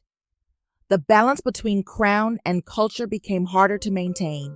Externally, Mali's fame, so carefully cultivated by Musa, began to draw sharper interest from rivals. Moroccan dynasties eyed the empire's wealth with envy. North African merchants sought to bypass Mali's trade routes, reducing imperial revenue. European kingdoms, hearing ever more tales of African gold, began imagining ways to reach it directly. Though it would be decades before Portuguese ships sailed down the Atlantic coast, the seeds of exploration were already planted by the legends of Musa's riches. Mali, once protected by geography, now found itself increasingly exposed by reputation. Still, it would be wrong to imagine the empire collapsing immediately. For nearly a century after Musa's death, Mali remained a formidable power. His successors, though less brilliant, managed to maintain much of what he had built. The gold mines continued to produce, the caravans continued to flow, the scholars continued to teach. Musa's investments in infrastructure and institutions gave the empire resilience. The great mosque of Timbuktu still drew worshippers, the University of Sankore still drew students, and the Niger River still carried goods across the land. In this sense, his legacy endured. But the test of succession revealed a truth about empires. Even the strongest systems falter without strong leadership. Under Musa, Mali had been a unified superpower. Under his heirs, it became a patchwork of semi-autonomous provinces, still prosperous but less cohesive. The imperial treasury remained rich, but its resources were increasingly consumed by maintaining luxury rather than sustaining stability. Diplomacy weakened, patrols slackened, and the empire's grip on its vast frontiers loosened. Yet even as political unity frayed, Musa's cultural legacy thrived. Scholars in Timbuktu continued to produce works of law, science, and philosophy that would endure for centuries. Merchants continued to spread Mali's influence across the Sahara. Pilgrims continued to speak of Musa's Hajj as a turning point in history. The memory of his reign became a kind of myth, a standard against which all later rulers were measured. To the people of Mali, he was not merely a king, but a symbol of what their civilization could achieve. Succession also tested the balance between Islam and tradition. Musa had been a devout Muslim, yet he had respected local customs, allowing a diverse empire to coexist peacefully. His heirs sometimes leaned more heavily toward orthodoxy, alienating traditional communities. At other times, they embraced local traditions too strongly, weakening ties with the broader Islamic world. The balance Musa had maintained with diplomacy proved far harder to sustain without his guiding hand. As decades passed, the test of succession became the story of Mali itself. Each ruler sought to match Musa's greatness, but few succeeded. Some were capable administrators, others weak indulgents, still others ambitious warriors. Yet none combined wealth, vision, and charisma as Musa had. And so while Mali remained rich, its golden age gradually dimmed. But perhaps this is the essence of Musa's legacy, that even as his empire began to weaken, the memory of his reign endured as an ideal. Scholars in Timbuktu still invoked his name when writing about justice and generosity. Merchants still measured wealth against the stories of his caravan. European maps continued to depict him as the Golden King of Africa, centuries after his death. Even in decline, Mali's identity was shaped by the man who had placed it at the center of the world's imagination. The test of succession revealed that no empire, however brilliant, can escape the challenges of time. But it also revealed the enduring power of legacy.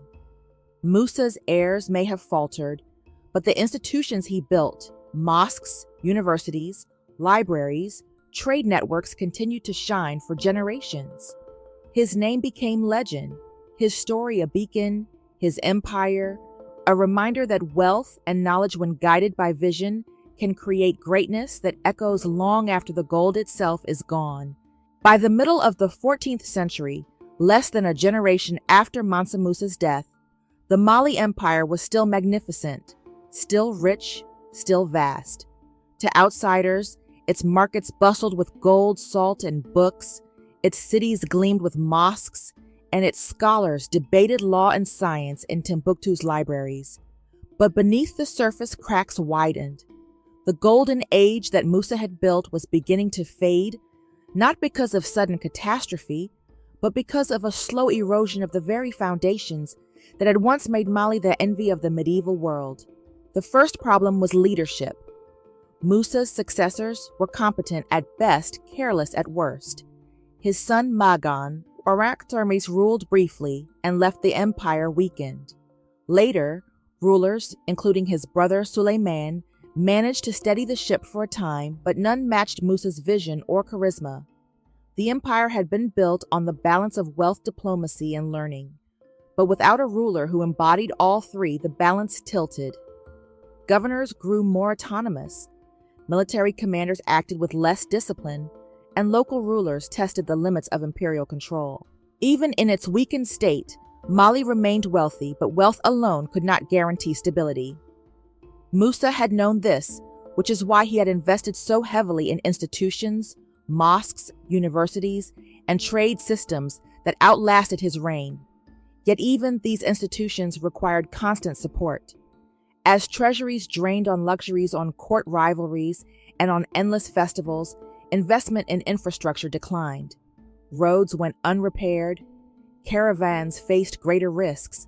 Scholars still taught, but their stipends shrank and many began to look for patrons elsewhere. The jewel of Timbuktu still shone, but its brilliance was dimming. Externally, the empire faced new pressures. The fame of Musa's pilgrimage had drawn the attention of the Islamic world, Europe, and beyond. For decades, stories of African gold had circulated in Cairo, Damascus, and Venice. The Portuguese, emboldened by advances in navigation, began to creep down the Atlantic coast in search of direct access to that gold. They built ships capable of skimming along the shores, probing for rivers, villages, and potential trading posts. They did not yet have the strength to challenge Mali outright, but their presence shifted the balance. Coastal kingdoms, once vassals or allies of Mali, saw opportunities to trade directly with Europeans, bypassing the trans-Saharan routes that had long enriched the empire. At the same time, North African powers grew restless. Morocco eyed Mali's riches, dreaming of controlling the gold at its source.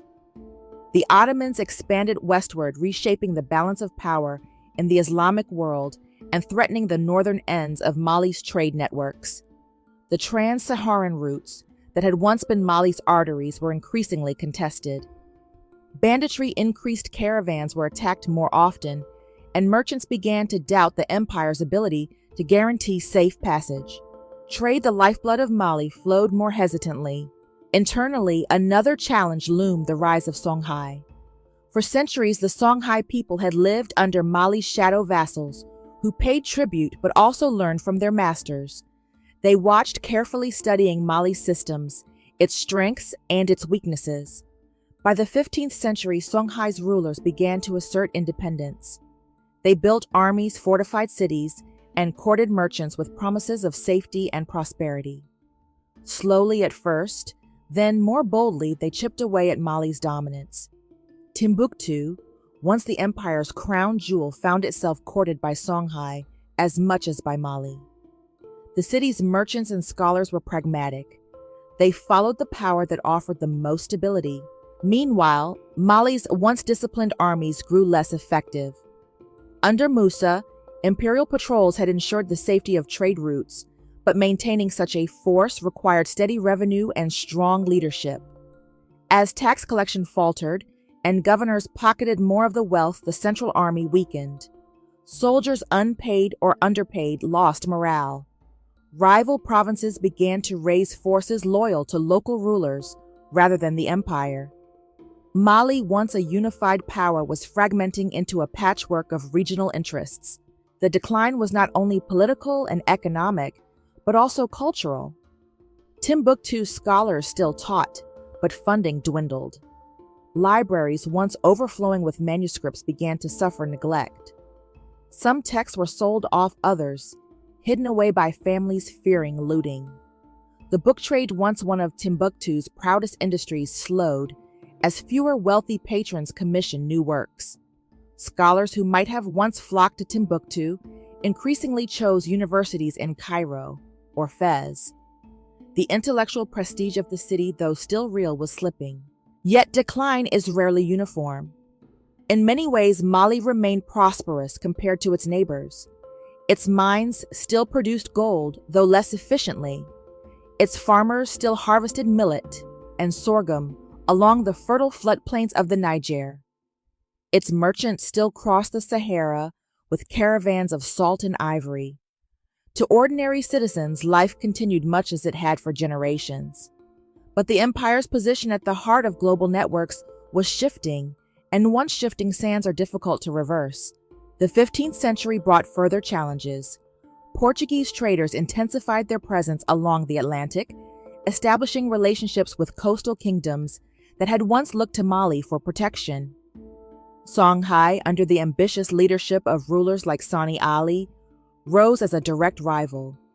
Ali, a brilliant general, recognized that Mali's wealth had made it complacent.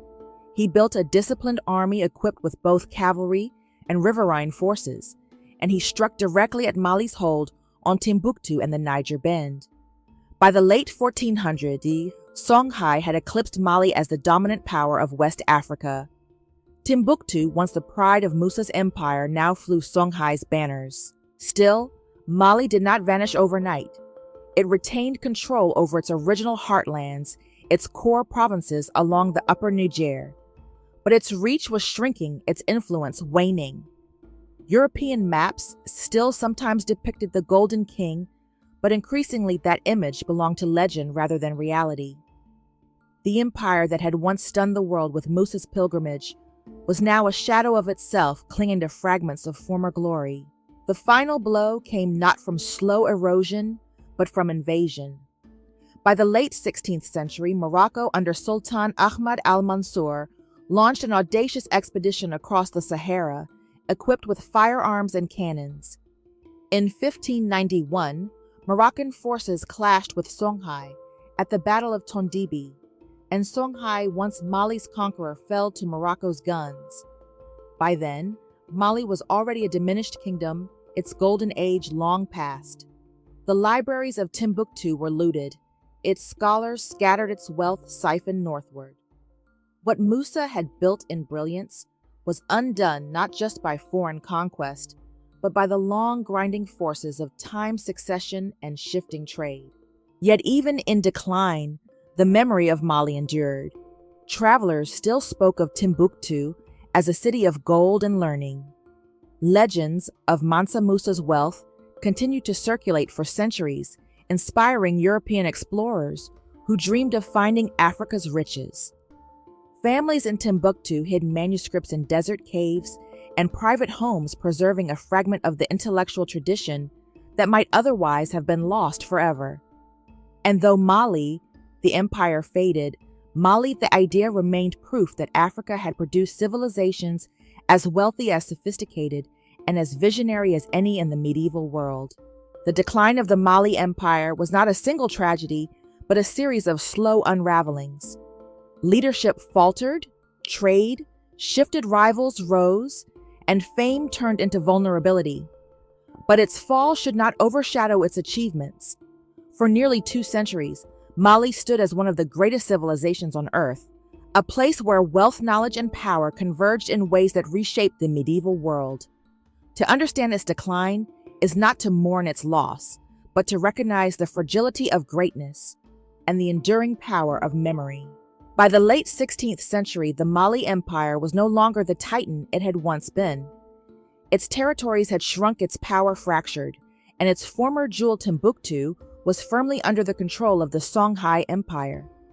Yet even under new masters, Timbuktu still stood as a symbol of African greatness. Its libraries remained full of manuscripts, its mosques still drew worshippers, its markets still bustled with salt and gold. For centuries, it had been the intellectual and commercial crossroads of West Africa. But in 1591, that brilliance was about to meet its darkest hour, not through gradual decline, but through one devastating act of foreign conquest that would erase centuries of achievement in a single stroke. The threat came from across the desert. In Morocco, Sultan Ahmad al-Mansur sat on the throne of one of North Africa's most ambitious dynasties. The Moroccan state had tasted both glory and danger in its wars with Spain and Portugal. European powers were pushing relentlessly into the Atlantic and down the African coast searching for the source of gold. Morocco's sultan knew that if he could seize control of the Niger Bend, the heart of the trans-Saharan trade, he would command the lifeblood of medieval wealth. Gold from Mali and Songhai had fueled economies for centuries. Whoever controlled it could rival the Ottomans, the Spanish, even the rising power of England. Al-Mansur's plan was audacious, bordering on madness. He would send an army across more than 1,000 miles of Sahara Desert, an environment that had destroyed countless caravans, to attack a people most Moroccans had never even seen. It was not faith that drove him, nor defense, but profit. This was not a holy war. It was an economic strike, a calculated attempt to seize wealth at its source.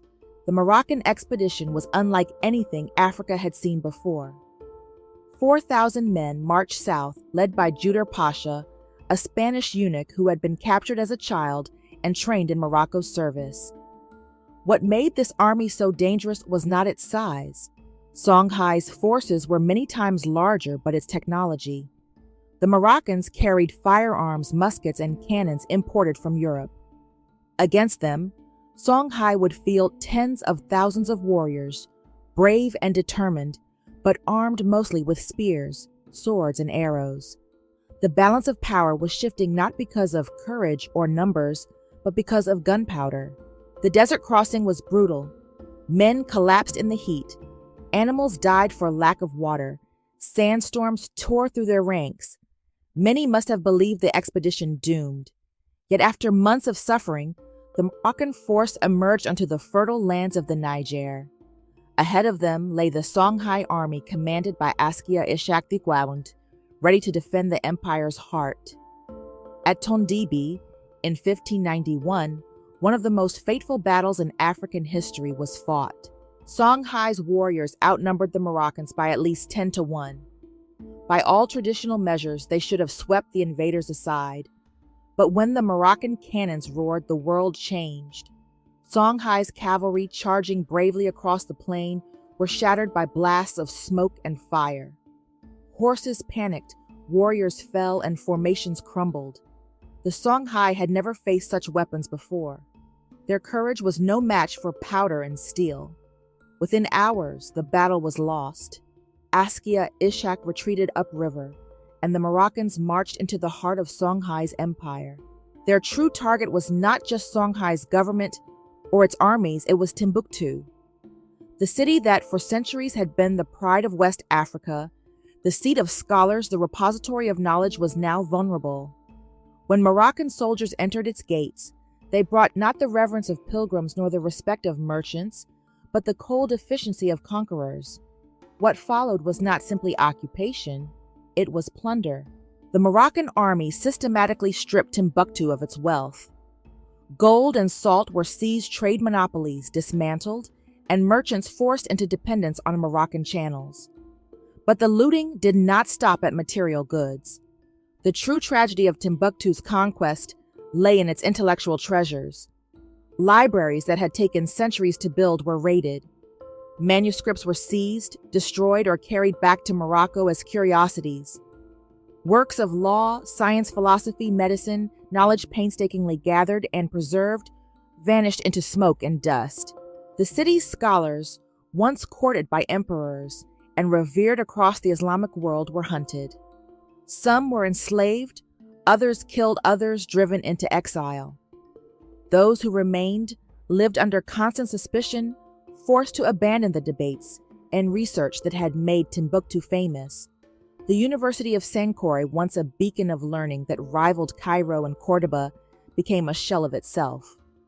The intellectual networks that had stretched across Africa and the Middle East were severed. Timbuktu was not just conquered, it was silenced. The Moroccans had no interest in maintaining the city's greatness. Unlike Musa, who had built Timbuktu into a center of knowledge, the invaders saw it only as a source of wealth to be extracted. Once the manuscripts were looted, once the gold was taken, they allowed the city to wither. The great mosques still stood, but they fell into disrepair. The markets still opened, but they dwindled in size. The city that had once housed 100,000 people shrank to a fraction of that. Timbuktu, once the pride of Africa, became a provincial outpost of a foreign power. What makes this conquest particularly devastating is that it was followed by deliberate erasure. Moroccan chroniclers downplayed Timbuktu's achievements, focusing only on the wealth they had captured. European observers arriving in later centuries saw only a decayed city and dismissed tales of its greatness as myth. Timbuktu, once a symbol of African sophistication, was transformed in Western imagination into a legend of a city of gold that never was. Its true story, its manuscripts, its scholarship was buried under centuries of neglect and prejudice, and yet the memory survived. Families in Timbuktu, recognizing the importance of their heritage, hid manuscripts in private homes, in desert caves, in remote villages. For centuries, these fragile collections were passed down in secret, waiting for a future when they could be revealed again.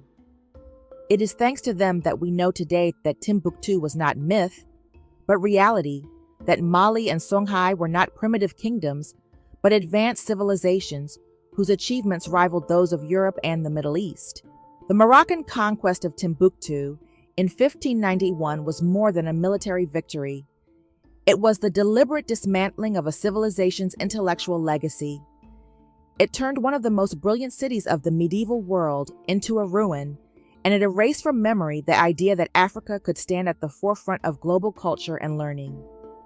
For centuries, this erasure served the narratives of colonialism, reinforcing the lie that Africa had no history, no knowledge, no greatness of its own.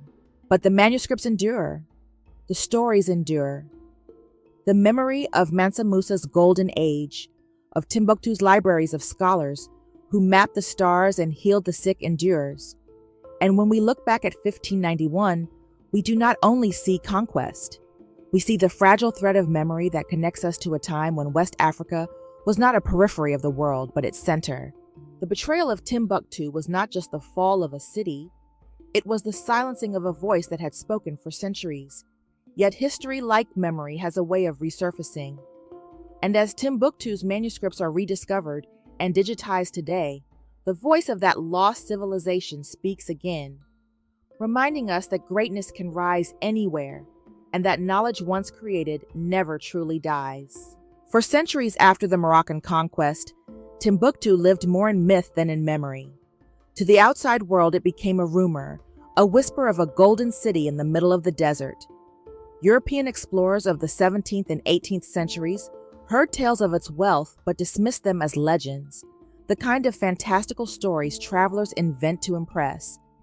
In colonial narratives, Africa was cast as a continent without history, and so the story of Timbuktu, the story of a civilization richer and more sophisticated than most of Europe, was deliberately buried. The world forgot because forgetting served the conqueror. The erasure was not accidental. Moroccan authorities dismantled Timbuktu's institutions, siphoned its wealth northward, and allowed its universities to decay. European chroniclers, arriving centuries later, found only ruins, and they wrote what they saw: a dusty town, impoverished and provincial. The libraries were hidden away, the scholars scattered, the brilliance extinguished. Conveniently, this absence confirmed colonial prejudice that Africa had never produced great cities or advanced knowledge. It was easier to deny the existence of Timbuktu's achievements than to confront the uncomfortable truth that Europe had once lagged behind. Yet memory persisted. In quiet homes, families guarded manuscripts like sacred relics. Wrapped in cloth, buried beneath floors, hidden in caves, these books passed from generation to generation, even when their owners could no longer read them. The guardians understood something vital, that these texts represented the last fragile proof of who their ancestors had been. When outsiders said Africa had no history, these manuscripts whispered otherwise. They told of astronomers charting the heavens, of mathematicians, calculating the circumference of the earth, of physicians, performing surgeries of philosophers, debating ethics and law. They told of an Africa that had once stood at the forefront of human thought. The rediscovery began in the 20th century. Scholars, travelers, and eventually entire teams of archivists started to unearth what remained of Timbuktu's intellectual treasure. In the 1970s, systematic efforts revealed tens of thousands of manuscripts preserved by families who had protected them for centuries. Over time, the scale of the find grew more than 700,000 texts, some dating back to the 13th century, covering fields from astronomy to jurisprudence, from medicine to poetry. What had been dismissed as legend was revealed as truth. Timbuktu had been not only real but extraordinary. The manuscripts shocked the academic world. They overturned centuries of assumption about Africa's past. Far from being isolated, West Africa had been deeply connected to global intellectual currents, debating the same questions as scholars in Cairo, Damascus, or Cordoba. Far from being oral and primitive, African societies had produced vast libraries of written work, carefully copied, annotated, and preserved. Timbuktu was not a myth. It was a university town, a research hub, a beacon of knowledge that had flourished while Europe was still stumbling through its own Middle Ages. And yet the rediscovery also carried tragedy. For every manuscript saved, countless others were lost, burned, looted, destroyed in wars, or eaten away by time. Timbuktu's intellectual legacy, once dazzling, had been deliberately dimmed. What we recover today is only a fraction of what once existed. The conquest of 1591 did not just destroy a city, it amputated human history, leaving us with a distorted picture of the past. But rediscovery brings hope. Today, international organizations, local Malian archivists, and digital preservation projects work tirelessly to protect what remains. Thousands of manuscripts have been scanned, translated, and shared, ensuring they can never again be hidden or destroyed. Each page is a voice calling across centuries, reminding us that greatness is not bound to geography or skin color, but to the human spirit's pursuit of knowledge. The legacy of Mansa Musa and Timbuktu endures in ways both symbolic and real. Symbolically, it shatters the myth that Africa contributed nothing to global civilization. It reminds us that wealth and wisdom can rise anywhere, that in the 13th and 14th centuries, West Africa was not a dark continent, but a beacon of prosperity. Realistically, it leaves us with an archive of thought, a treasure trove that scholars are still only beginning to explore. These manuscripts offer insights into medieval science, law, and philosophy that enrich not only Africa's story, but humanity's story. But perhaps the greatest legacy lies in the lesson of fragility. Timbuktu teaches us that knowledge is precious and vulnerable. Civilizations can rise to incredible heights and yet be silenced in an instant by greed, conquest, or neglect. What is preserved depends not only on creation but on protection. And so the rediscovery of Timbuktu is not just about the past. It is a warning for the present, that libraries still burn, that knowledge is still erased, that civilizations still rise and fall according to how well they safeguard what they know. The story of Timbuktu's erasure and rediscovery is a story about who controls history. For centuries, those in power chose to forget Africa's brilliance, and so the world forgot with them. But memory once buried has a way of resurfacing. The manuscripts hidden in the desert now speak louder than ever, reclaiming a past once denied. They remind us that Africa was not silent, not absent, but central to the great human drama of civilization.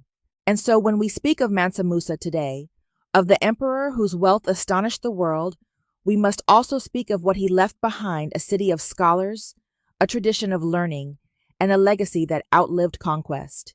His empire fell, but his vision of prosperity built on knowledge still inspires. Timbuktu may no longer be the richest city on earth, but in its surviving manuscripts it holds something even more valuable: proof that human genius knows no boundaries. The golden age of Mali is gone, but its echoes endure.